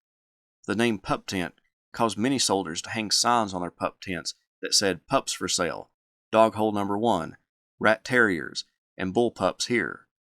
One day when Rosecrans was walking through the pup tent city in Murfreesboro, the men on all fours stuck their heads out of their small tents and began barking, which caused Rosecrans to roar with laughter. On March 1st, 1863, Henry Halleck sent a telegram to Rosecrans, Ulysses S. Grant, and other generals promising a major generalcy in the regular army to the next general who won an important and decisive victory. Grant remained silent, but Rosecrans spoke up. He took it as an insult. He wrote, "Does he seek to bribe me to do my duty? Does he suppose I will sacrifice the lives of my men to serve my ambition? The army is now to be administered on a plan of gift enterprise." He would also write, "As an officer and a citizen, I feel degraded to see such an auctioneering of honor. Have we a general who would fight for his own personal benefit when he would not fight for honor in the country? He would come by his commission basely in that case, and deserve to be despised by men of honor. But are all the brave and honorable generals on an equality as to chances? If not, it is unjust to those who probably deserve most." In early 1863, a plot was afoot. Horace Greeley, the editor of the New York Tribune, was on a mission to replace the man he had helped get elected, Abraham Lincoln. He no longer believed Lincoln was sufficient for the job. Along with putting in a new president, Greeley wanted a new Secretary of War, too, and thought about Rosecrans for that position. Greeley sent an intermediary to talk with Rosecrans. The man's name was James Gilmore. When the two met, Rosecrans said to him, the slave should be given a Bible, a spelling book, freedom, and a chance for something more than 6 feet of earth. Rosecrans was anti-slavery, and that appealed to Gilmore. Gilmore wasn't the only person affiliated with a newspaper that Rosecrans welcomed into his army.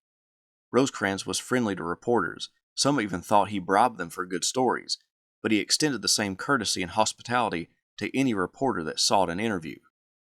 Rosecrans' feud with the War Department continued when Halleck complained of Rosecrans' enormous telegraph bills, alleging that his bills were greater than all the other generals combined. Rosecrans responded that the reason he telegraphed so frequently was because he wanted to leave nothing important undone. Ambrose Burnside, after the disaster at Fredericksburg, was sent to Ohio and Kentucky to take over forces there. Burnside sent an aide to work out a joint effort to capture East Tennessee, hoping to keep Bragg from sending reinforcements to Mississippi or vice versa. Rosecrans stated, "Bragg is holding us by his nose, which he has inserted between our teeth for that purpose.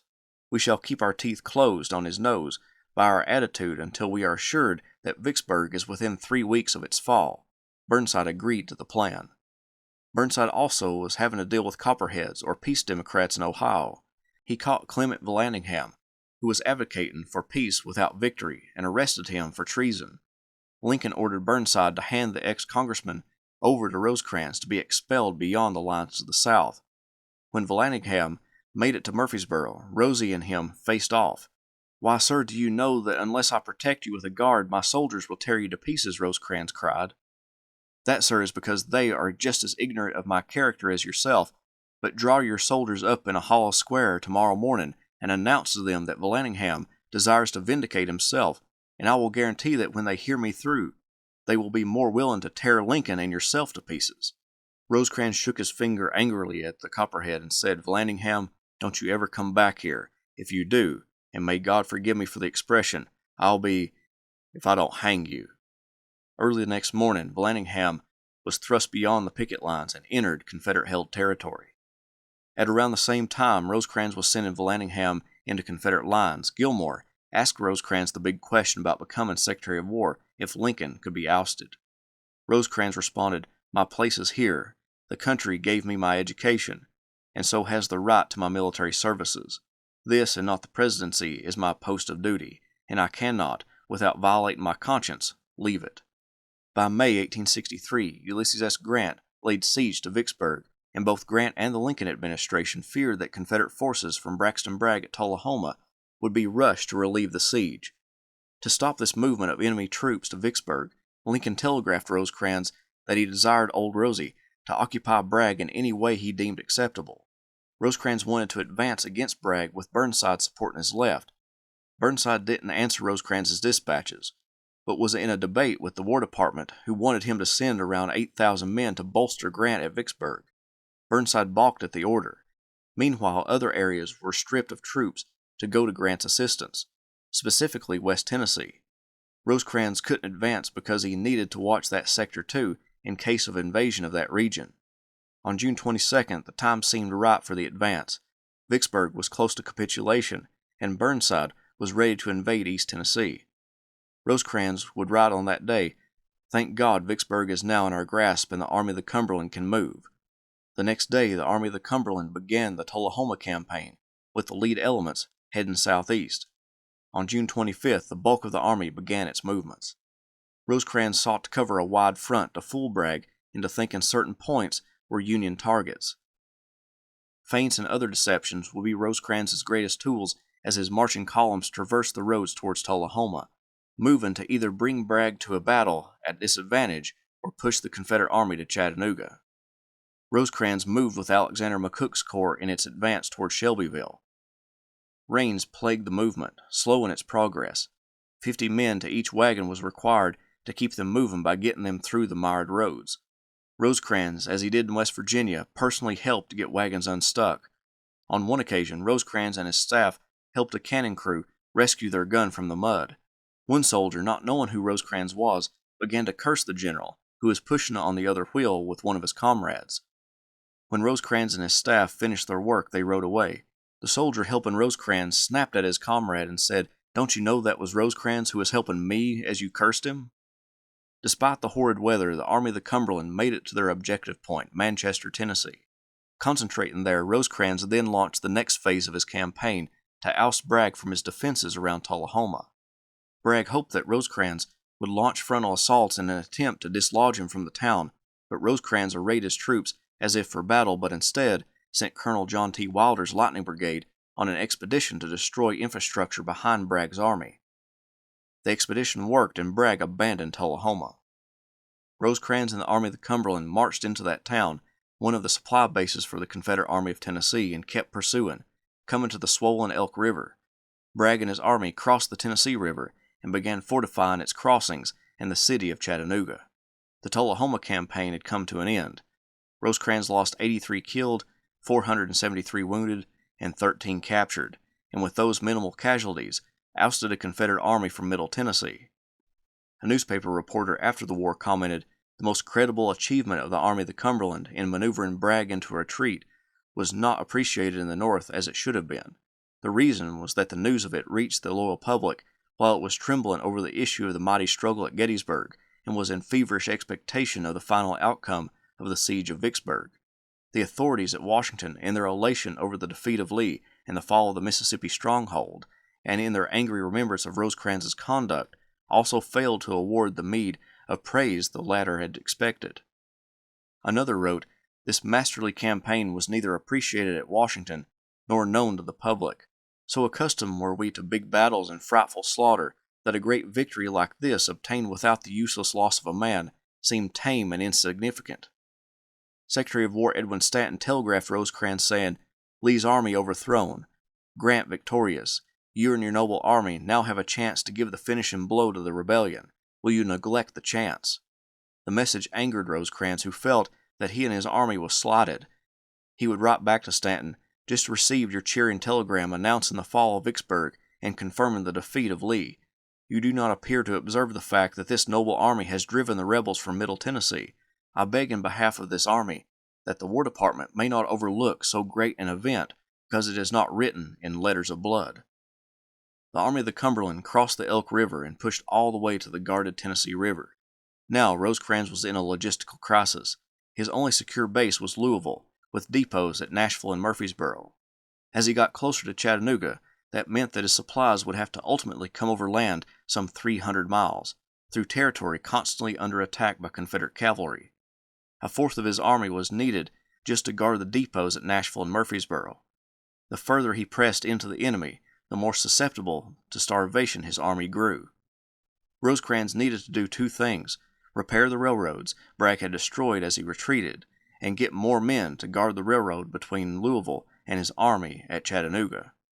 He sent two of his officers to Washington to request more men from Edwin Stanton, but his response was, "I would rather you would come to ask the command of the Army of the Cumberland. He shall not have another man." Henry Halleck, the general-in-chief, and Rosecrans began a series of letters to one another, both private and official. In his official statements, Halleck was terse and forceful, wanting movements on orders from the Lincoln administration. His private letters were more friendly and understanding, showing the dichotomy between official statements and what Halleck knew to be realities of war. Halleck reinforced that it was his own power that was keeping Rosecrans in command because a lot of people in Washington wanted him removed as soon as possible. Rosecrans would respond, "But as my ambition is something like your own, to discharge my duty to God and country, I say to you frankly that whenever the government can replace me by a commander in whom they have more confidence, they ought to do so, and take the responsibility of the result." Word got to Rosecrans that Abraham Lincoln wouldn't be opposed to a letter from Rosecrans describing his situation, so Rosecrans sent a letter explaining his movements or lack thereof. Lincoln responded in a kind letter. "The question occurs, does preparation advance at all? Do you not consume supplies as fast as you get them forward? I am not casting blame upon you. I rather think that by great exertion you can get to East Tennessee, but a very important question is, can you stay there? I make no order in this case. That I leave to General Halleck and yourself, and now be assured once more that I think of you with all kindness and confidence, and that I am not watching you with an evil eye." Rosecrans responded, "Permit me to assure you that I am not and have not been touched with any of that official pride which desires to have its own way. You think Johnston was freed by the fall of Vicksburg. Was not Bragg set free by the evacuation of Middle Tennessee? You think we ought to have prevented Bragg from reinforcing Johnston. Why cannot Grant keep Johnston from reinforcing Bragg? Has he not a nearer base of supplies in a more favorable country, a better railroad and more rolling stock than we have here? Thank you for your kindness. May I ask you, when impulsive men suppose me querulous, to believe I am only straightforward and in earnest?" On August 4th, Halleck sent a direct order to Rosecrans to advance with daily reports letting Halleck know the progress. Washington was no longer asking for him to move. Now it was telling him to move. By the 15th, the Army of the Cumberland was on the move through the Cumberland Plateau into the south of Chattanooga. Bragg anticipated that Rosecrans would try to cross north of the city because Burnside was invading East Tennessee from Kentucky, and they would more easily link up if Rosecrans moved in that direction. Rosecrans used that expectation against Bragg and crossed south of the city. Rosecrans pushed his men over the hazardous mountain slopes to get between Bragg at Chattanooga and the Confederate supply base at Atlanta. The flanking maneuver convinced Bragg to abandon the vital railroad town of Chattanooga and move south to block Rosecrans' crossing of Lookout Mountain and to prevent being cut off from Atlanta. As the Army of the Cumberland maneuvered through the mountains, Rosecrans received a guest from the War Department. The man was Charles A. Dana, the second Assistant Secretary of War, and he came with a letter of introduction from Secretary of War Edwin Stanton. Dana informed Rosecrans that he was there in case Rosecrans wanted to bring anything up to the War Department. He had spent time with Grant around Vicksburg and thought highly of Grant. Dana, in all reality, was simply a spy for the War Department. Rosecrans and Bragg attempted to outmaneuver one another from early to mid-September as the Union Army crossed Lookout Mountain. Bragg was receiving troops from all over the Confederacy and would outnumber Rosecrans' forces. However, when Rosecrans requested support, no reinforcements would come his way. Burnside was the closest in support and distance, but he was having to hold on to his forces to secure Knoxville and the surrounding area. Stanton informed Rosecrans that most of Grant's forces were too far away to help him. Soon, both the Army of the Cumberland and the Army of Tennessee were on the east side of Lookout Mountain and jockeying for position, as well as attempting to figure out the location and intentions of each other. Bragg wanted to cut Rosecrans off from Chattanooga. Rosecrans anticipated that move and began heading north along the Lafayette Road. On September 18th, Confederate cavalry engaged with Union cavalry and the mounted infantry of Colonel John T. Wilder along Chickamauga Creek. Thomas's 14th Corps made up the left of the slowly coming together Union line. The next morning, Bragg launched his main attack in an attempt to drive Rosecrans away from Chattanooga, but encountered stiff resistance from Thomas's troops. Rosecrans rode over to the left to observe the fight erupting in that sector. The battle began to shift south, and more troops were rushed in to combat the oncoming enemy. Rosecrans chose the Widow Glenn's house to be his headquarters. His staff found the Widow Glenn with between 8 and 10 children, mostly girls, clinging to her dress. She had already packed an ox-drawn wagon and then headed off, leaving her home to the Union soldiers. From that position, Rosecrans directed the movement of the army. As the battle shifted due to Bragg's movement of troops south, attempting to find and turn the Union right flank, since its left had held out against numerous assaults. Shells and even some small arms fire peppered Rosecrans' headquarters sporadically, but it was one of the better spots to coordinate the brigades and divisions rushing to help in the developing battle. By nightfall, the Union held off the numerous Confederate attacks, and nearly every brigade in the Army had been engaged on the Union side. Conversely, Bragg still had fresh troops not yet engaged. On the night of the 19th, Rosecrans called his division and corps commanders to his headquarters. During the discussion, Rosecrans asked each corps commander to describe their position and recommend any way to better prepare for the next day's fight. Thomas dozed intermittently during the discussion, and when awakened, he simply said, "I would strengthen the left," and then fall back asleep. The corps commander hadn't slept much the previous night and was understandably exhausted from the day-long battle. At the end of the meeting, Rosecrans issued his orders for the next day. Thomas commanded nearly the whole army, which lay on the Union left. Only about 10 brigades weren't under his control. He was to hold his line unchanged and, if broken, retreat toward Chattanooga. The meeting lasted until about midnight. At that point, coffee was brought in, and Alexander McCook sang the ballad "The Hebrew Maiden." The group of men then went back to their divisions and corps. Rosecrans got little sleep that night. For about 10 days, Rosecrans had suffered from the anxiety of pulling his army together on the east side of Lookout Mountain. It had finally come together, but the strain on him, mentally and physically, was detected by many of his officers. Rosecrans emerged before dawn on September 20th and attended Mass. A newspaper correspondent remembered, "He was enveloped in a blue army overcoat, his pantaloons stuffed into his boots, and a light brown felt hat of uncertain shape was drawn over his head. A cigar, unlit, was held between his teeth, and his mouth was tightly compressed as if he were sharply biting it. He stalked to a heap of embers where I was standing, and stood a moment silently by my side. An orderly brought a raw-boned, muscular, dapple-gray horse to him, and mounting without a word, he rode down the lane towards the road, his staff clattering after him, and understanding his mood, perhaps as silent as himself. I knew, for I had seen Rosecrans often under widely differing circumstances, that he was filled with apprehensions for the issues of that day's fight. I recognized a change instantly, although I could hardly say in what it consisted. Rosecrans is usually brisk, nervous, powerful of presence, and to see him silent or absorbed in what looked like gloomy contemplation filled me with indefinable dread. Remember, this was just for an instant, and when the leader thought he was entirely unobserved. Rosecrans is too good a soldier to let his face reflect to his men either his hopes or his forebodings. Rosecrans set off riding from the Union right to the left, inspecting his lines. At one point, he told a group of soldiers, "Boys, I never fight on Sundays, but if they begin it, we will end it." Bragg's plans for an early morning attack derailed, and his right didn't begin their attack until later in the morning. The Confederate right overlapped Thomas's left flank and threatened to turn it if something wasn't done. Hit in front and flank, Thomas called for reinforcements from Rosecrans. He was able to send Vanderveer's brigade, which beat back the Confederate attack. During the fight on the left, Rosecrans rode over to observe the attacks himself. The general approached so close I trembled for his safety. The balls came flying thickly around us, and one solid shot came whizzing not more than perhaps 6 feet over his head and struck the ground about 100 yards behind him, quite near.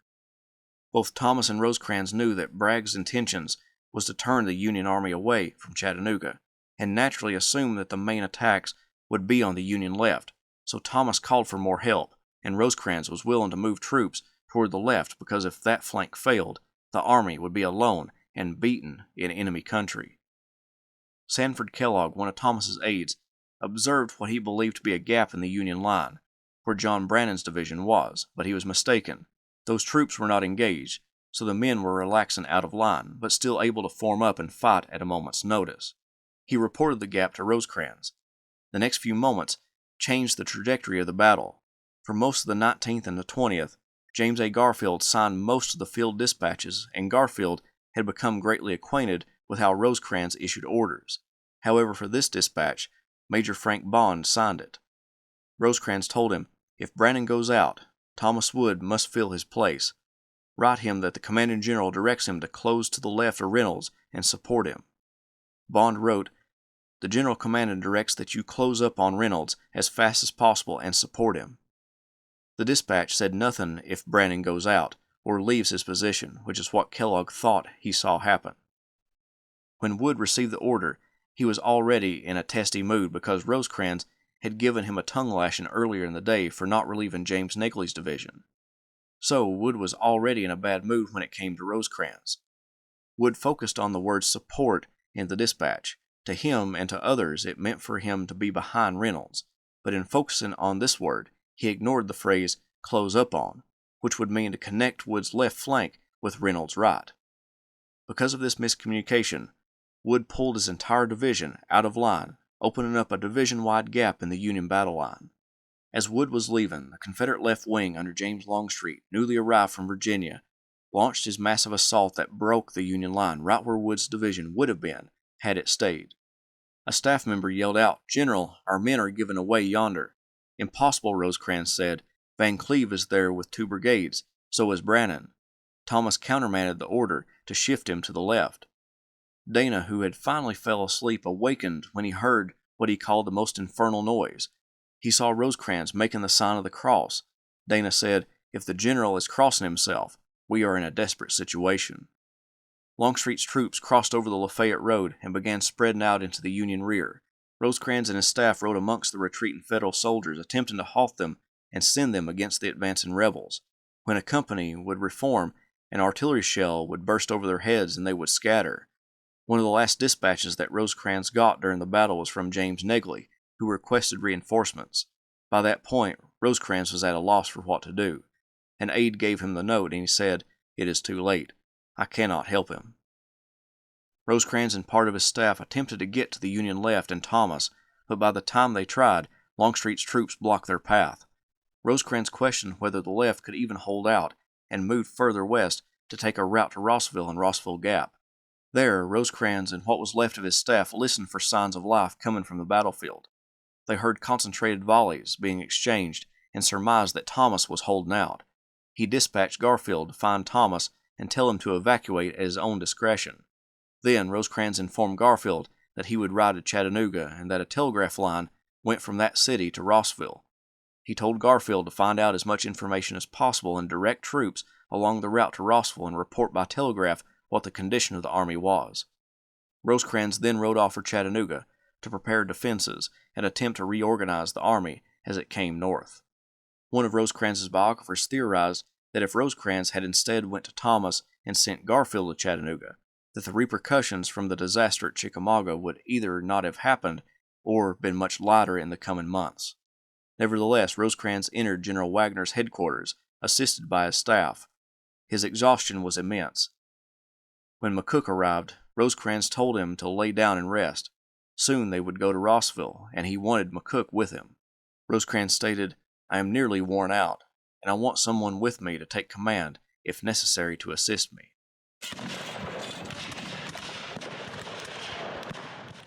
In Chattanooga, Rosecrans began preparing for his troops to come to Rossville and Rossville Gap. He sent an aide to George Thomas, still holding his ground on Snodgrass Hill and around Kelly Field, earning him the nickname the Rock of Chickamauga. The dispatch said, "Assume command of all the forces, and with Crittenden and McCook, take a strong position and assume a threatening attitude at Rossville.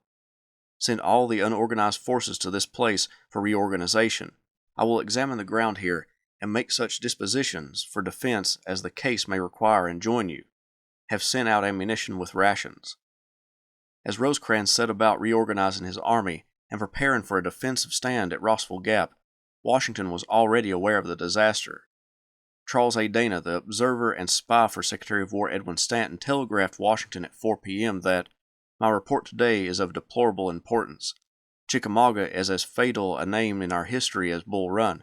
It was wholesale panic. Enemy not yet arrived before Chattanooga. Preparations making to resist his entrance for a time." Although Dana sent the message in code, the code was broken by a telegraph operator in Nashville, and word began to spread far and wide about the defeat at Chickamauga. At 5 p.m., Rosecrans received word from James Garfield, who traveled to Thomas still on the battlefield. It read, "General Thomas has Brannan's, Baird's, Reynolds, Wood's, Palmer's, and Johnson's divisions still intact after terrible fighting. Granger is here closed up with Thomas and is fighting terribly on the right. Sheridan is in with the bulk of his division, but in ragged shape, though plucky and fighting. I hope General Thomas will be able to hold on here till night, and will not need to fall back farther than Rossville. Perhaps not any. I think we may in the main retrieve our morning disaster. I never saw better fighting than our men are now doing. Granger thinks we can defeat them badly tomorrow if all our forces come in. I think you had better come to Rossville tonight and bring ammunition." At 8 p.m., Dana sent another message to Washington. It read, "I am happy to report that my dispatch at 4 p.m. today proves to have given too dark a view of our disaster. Having been myself swept off the battlefield, my own impressions were naturally colored by the aspects of that part of the field. Some gentlemen of Rosecrans' staff say Chickamauga is not very much worse than was Murfreesboro. I can testify to the conspicuous and steady gallantry of Rosecrans on the field. He made all possible efforts to rally the broken columns. Nor do I say that there was any fault in the disposition of his forces. The disaster might perhaps have been averted but for the blunder of McCook in marching back from his previous advanced position. That blunder cost us 4 days of precious time." Despite this brighter report from Dana, the damage to Rosecrans' reputation had already been done. Newspapers were carrying the story of the horrible defeat at Chickamauga, and the people's minds were turning against Rosecrans. Word came to Rosecrans from Garfield about Thomas successfully throwing back repeated Confederate assaults, and reported that the day hadn't been a total loss. Garfield suggested that Rosecrans bring all the forces available back to Chickamauga and renew the fight in the morning. Rosecrans responded, "Thank God. This is good enough. The day isn't lost yet. Gentlemen, this is no place for you. Go at once to your commands at the front." Gordon Granger convinced Rosecrans to order Thomas to retire from the field and come to Rossville. At 12:35 a.m. on September 21st, Rosecrans received word from Abraham Lincoln. It read, "Be of good cheer. We have unabated confidence in you and in your soldiers and officers. In the main, you must be the judge of what is to be done. If I was to suggest, I would say save your army by taking strong positions until Burnside joins you, when I hope you can turn the tide. I think you had better send a courier to Burnside to hurry him up. We cannot reach him by telegraph. We suppose some force is going to you from Corinth, but for want of communications we do not know how they are getting along. We shall do our utmost to assist you. Send us your present postings." Rosecrans reported to General-in-Chief Henry Halleck, "Enemy confronts us, but we have taken the starch out of him."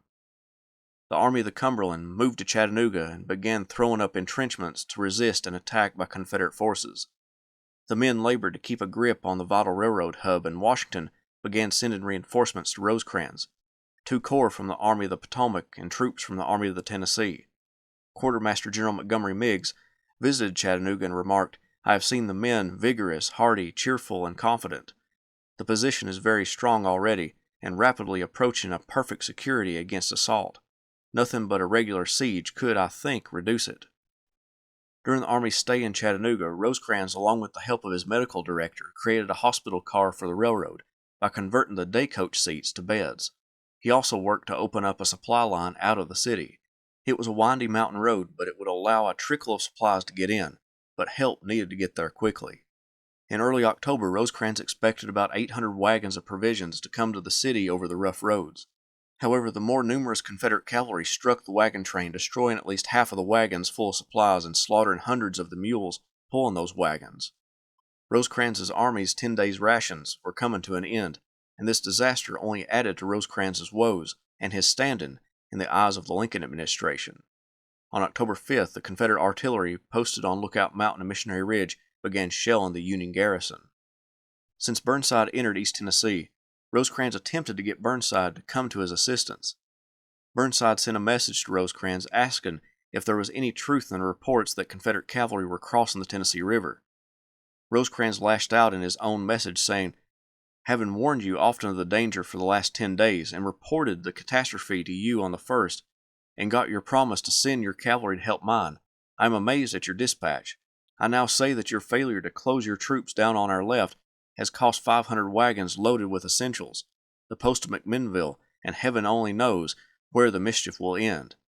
If you don't unite with us soon, you will be responsible for another catastrophe, I fear." Rosecrans sent another message, but this one went to Abraham Lincoln, and some believed it helped lead to his removal as Army commander. It said, "If we maintain the position in such strength that the enemy are obliged to abandon their position, and the elections of the great states go favorably, would it not be well to offer a general amnesty to all officers and soldiers in the rebellion? It would give us moral strength, and weaken them very much." Rosecrans' thinking was based on the fact that his army encountered innumerable deserters from the Confederate lines. He thought that if Lincoln offered amnesty, then more would desert and surrender themselves. It appears Lincoln didn't take offense to it, but Edwin Stanton did, even accusing Rosecrans of wanting an armistice and peace terms. Add on to that, Charles Dana soured on Rosecrans, as well as other corps commanders within the army, specifically Alexander McCook and Thomas Crittenden. Rosecrans didn't have a lot of trust in their ability to command on the field. Dana would write to the War Department, "The defects of Rosecrans's character complicate the difficulty. He abounds in friendliness and approbativeness, and is greatly lacking in firmness and steadiness of will. He is a temporizing man, dreads so heavy an alternative as is now presented, and hates to break with McCook and Crittenden. Besides, there is a more serious obstacle to his acting decisively in the fact that if McCook and Crittenden fled to Chattanooga, he fled also. And it may be said in his excuse that, under the circumstances, although it was proper for the commanding general to go to his base of operations, while corps commanders ought to remain with their troops, still he feels that that excuse cannot entirely clear him, either in his own eyes or those of the army. While the subordinate commanders will not resign if he is retained in the chief command, their respect for him as a general has received an irreparable blow. If it be decided to change the chief commander also, I would take the liberty of suggesting that some Western general of high rank and great prestige, like Grant for instance, would be preferable as his successor to anyone who has commanded in the East alone." The next day, McCook and Crittenden were removed from their position and a court of inquiry called to get to the bottom of their actions. Dana's words had a powerful impact on the Army of the Cumberland. Edwin Stanton sent word to Dana that, "I wish you to go directly to see General Thomas and say to him that his services, his abilities, his character, his unselfishness have always been most cordially appreciated by me, and that it is not my fault that he has not long since had command of an independent army." Dana brought the word to Thomas, who said, "I would not like to take command of an army where I should be exposed to the imputation of having intrigued, or of having exercised any effort to supplant my previous commander." Thomas wrote to Rosecrans, "I asked General Garfield to speak to you about the traitors from Washington now in camp, and I want now to tell you that I should consider your removal from this army a national injury. Should it be done, I will no longer serve with it, but ask to be relieved and sent elsewhere." Rosecrans responded, "Of this be sure, no cloud shall ever come between us." The supply problem at Chattanooga was being worked out, but slowly.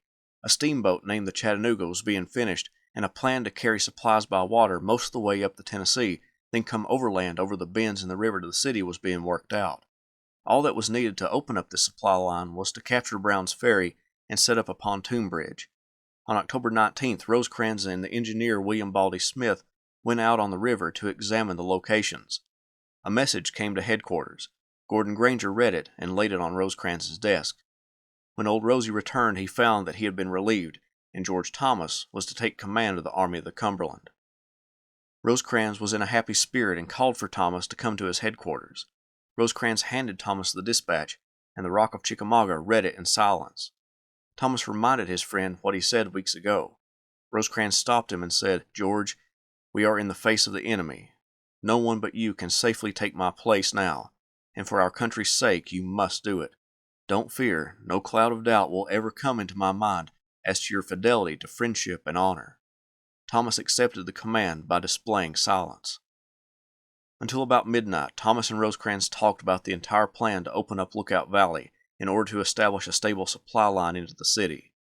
Rosecrans informed the new commanding general that he would leave about 5 a.m. that morning, before Thomas read Rosecrans's official statement to the troops. Rosecrans was to head to Cincinnati and await further orders. He got to Stevenson, Alabama, and found Ulysses S. Grant there, the now overall commander of forces in the West. Rosecrans came into his train car, and we held a brief interview in which he described very clearly the situation at Chattanooga, and made some excellent suggestions as to what should be done. My only wonder was that he had not carried them out, Grant stated. The North was divided by Rosecrans's removal. Some hated to see the general go because of his past victories, and some were happy that Grant was now commanding all the forces in the West. One newspaper responded to the news that Rosecrans was no longer in command by saying, "There is wailing and weeping in the Army of the Cumberland today. They slew him with poison, whom they feared to meet with steel. Already the maggots are active on the carcass of the fallen lion." A Confederate newspaper wrote, "Lincoln is helping us. He has removed from command the most dangerous man in his army. Rosecrans, thus retired, is unquestionably the greatest captain the Yankee nation has yet produced." Rosecrans remained at Cincinnati for weeks, awaiting his next assignment. Many generals who fell out of favor were sent away and given no further commands, or sent to locations where little action remained. His assignment was dated January 28, 1864, and he was to become commander in Missouri, to replace John M. Schofield in that position. Schofield would head eastward, first to East Tennessee to combat Confederate General James Longstreet, then command the Army of the Ohio in the Atlanta campaign. Rosecrans arrived in St. Louis on January 29th and left the next day for Nashville, Tennessee, to be a part of the court of inquiry for Alexander McCook, Thomas Crittenden, and James Negley. The court of inquiry didn't censure any of the men, and Rosecrans returned to St. Louis to take care of his new department. St. Louis was a major depot of supplies for armies in the Western Theater and the Trans-Mississippi Theater, so its protection was necessary, but Rosecrans took command of about 17,000 soldiers present for duty to protect the entire state of Missouri. 42 pieces of artillery was also available to him, but they were needed to protect St. Louis and couldn't be used on a campaign. Further hindering Rosecrans was the fact that he was being stripped of troops. Soon after arriving, he was ordered to send thousands of soldiers to Mississippi from his command. Rosecrans had run-ins with the War Department as commander in Missouri. Colonel John Sanderson, Rosecrans's provost marshal general, was doing an excellent job, according to Rosecrans. So old Rosie requested a promotion to brigadier general for the faithful officer. The War Department turned the request down. To plead his case, Rosecrans sent his aide, Frank Bond, to the War Department. The department arrested him on the grounds that an officer on leave of absence wasn't allowed to enter the capital. Bond was sent back to Missouri for trial, and Rosecrans, as hand-appointed court-martial, found the man not guilty. A group of Missouri militia with questionable loyalty known as Pawpaws were at least partially in cahoots with the Order of American Knights. This group hoped to take over the state of Missouri to swing the election against Abraham Lincoln. Plus, they wanted to liberate the prisoner of war camps in the North. In all reality, the Knights didn't have enough power to do all they planned, and the fact that Rosecrans found out the plan and publicized it kept the plan from coming to fruition. To add further humiliation to Rosecrans, the War Department created the West Mississippi Division, within which Missouri resided. A message was sent to Rosecrans informing him that the commander of this military division was General Edward Canby, and that Rosie would answer to him. As the Overland Campaign in Virginia and the Atlanta Campaign in Georgia began to raise the casualties of the Union armies, especially in Virginia, Grant needed more troops for those operations and began stripping them away from garrisons elsewhere.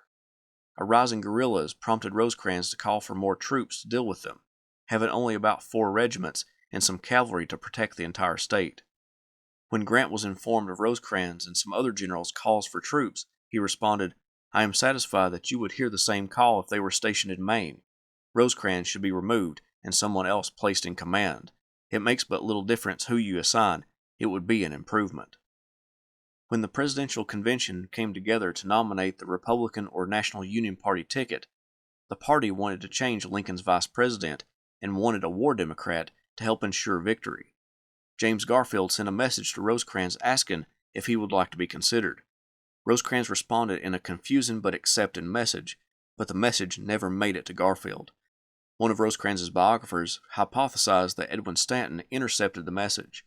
In the end, Andrew Johnson was named Lincoln's vice president.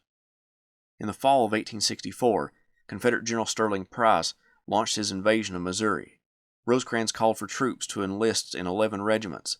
5 regiments had been recruited by the time Price crossed into Missouri from Arkansas.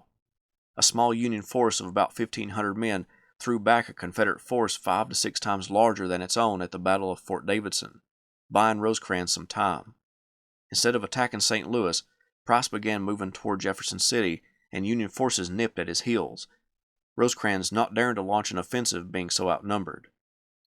3 Union contingents converged on Price's army: Rosecrans, Samuel Curtis from Kansas, and James Blunt from Arkansas. Rosecrans wanted to trap Price and utterly destroy his army.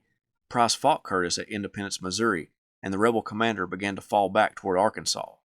Rosecrans began his pursuit, but he failed to report this to the other commanders or the War Department. Thus, it looked to them that he had abandoned the pursuit. By early November, Price was below the Arkansas River. Curtis was placed in charge of the Missouri troops going after Price, and Rosecrans returned to St. Louis to watch over the elections that he believed the Knights were going to threaten. The Knights didn't rise up, and the election went off without a hitch. Grant, suspecting Rosecrans of withholding troops from being sent to him, sent John Rawlins, his obedient staffer, to sniff out any troops that Rosecrans might be hiding. Rawlins informed Grant that Rosecrans sent all the available forces under his command. By December of 1864, Grant had had enough of Rosecrans's call for troops. Henry Halleck asked Grant, "Where shall Rosecrans be sent by the order placing General Grenville Dodge commander of the Department of the Missouri?" Grant replied, "Rosecrans will do less harm doing nothing than on duty. I know no department or commander deserving such punishment as the infliction of Rosecrans on them." By mid-December, Rosecrans was removed from the command. He reflected on his removal, stating, "Thus a second time rewarded for fidelity and untiring devotion to the cause of the nation and the interest of my command, unsustained by a single act of insubordination or intrigue or malevolence in all my military career, and thank God without ever having suffered defeat or made a failure in a single great undertaking. I retired to my home, where for the country's sake I have submitted to my wrongs without a public complaint." He also wrote, "Without warning, notice, or complaint, or hint of explanation, I am removed and put in an attitude of disgrace before the nation. Isn't it strange? You know I consider my present situation an outrage on justice having few parallels in this or any other war. But I am a firm believer in the final downfall of iniquity." The war came to an end the next year, and Rosecrans sat in Cincinnati, finally resigning from the army in December of 1865.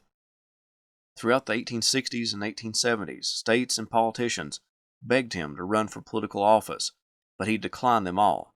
He would get the nickname the Great Decliner. In the post-war years, Rosecrans attempted many business ventures, mostly dealing with railroads, but he did purchase land in California to establish a mine. He had to search for business elsewhere because his business partners at the refinery in Cincinnati froze him out of their accounts. He helped incorporate the Southern Pacific Railroad and became its chief engineer. However, as one of his biographers explained, his greatest losses were his Southern Pacific holdings. The completion of the Union Pacific made these very valuable, and distrusting certain associates, he hired a judge to scrutinize every newspaper of regular issue during his frequent absences from California. Financiers controlling the company levied a small assessment against Southern Pacific's capital stock in a campaign to freeze Rosecrans out, and advertised the levy in an obscure weekly paper with fewer than 200 subscribers. The judge, who had been hired as a watchdog, failed to see the item. Rosecrans failed to pay the levy, and his stock was secretly auctioned off. To discourage Rosecrans from carrying the case through the courts, squatters were put on his California land. Rosecrans cleared his title, but he lost his railroad stock. In 1868, President Andrew Johnson made Rosecrans the minister to Mexico, but 5 months later, Ulysses S. Grant removed him from that position. Rosecrans, in his 5 months, encouraged railroad building in Mexico to make it prosperous and tied economically with the United States. In 1870, upon the death of his dear friend George Thomas, Rosecrans was one of the pallbearers for the Rock of Chickamauga, a group of men that included George Meade, William B. Hazen, Joseph Hooker, and Gordon Granger. In the late 1870s, in rapid succession, his son Louis, daughter Mary, brother Sylvester, and his wife Annie passed away, leaving the old general distraught over their losses. He rarely spoke of his wife after her death, the pain too much for him. In 1880, Rosecrans ran for a congressional seat in California's 1st District, and his former aide, James A. Garfield, ran for president. Garfield as a Republican and Rosecrans as a Democrat. Bad blood had formed between the two best friends as word of a letter written about Rosecrans to Secretary of the Treasury Salmon Chase became public knowledge. The letter was dated before the Battle of Chickamauga, but it criticized Rosecrans, and some people believed it had a great deal to do with Rosecrans' removal as commander of the Army of the Cumberland. The two men never mended their friendship. Garfield would die the next year from an assassin's bullet. Rosecrans won his election and was re-elected in 1882. During this term, he took part in his most famous move as a politician. Ulysses S. Grant was bankrupt. He had lost his money in ventures, particularly his son's business on Wall Street, and needed money. Congress supported a retirement bill to give Grant funds, specifically restore his lieutenant general's rank and backdate his pay to 1869. Rosecrans opposed the bill, stating that the bill was a proposition to reward Grant for his distinguished military service, and he said he could not vote for it because when true history is written, that service will be pared down to very different dimensions.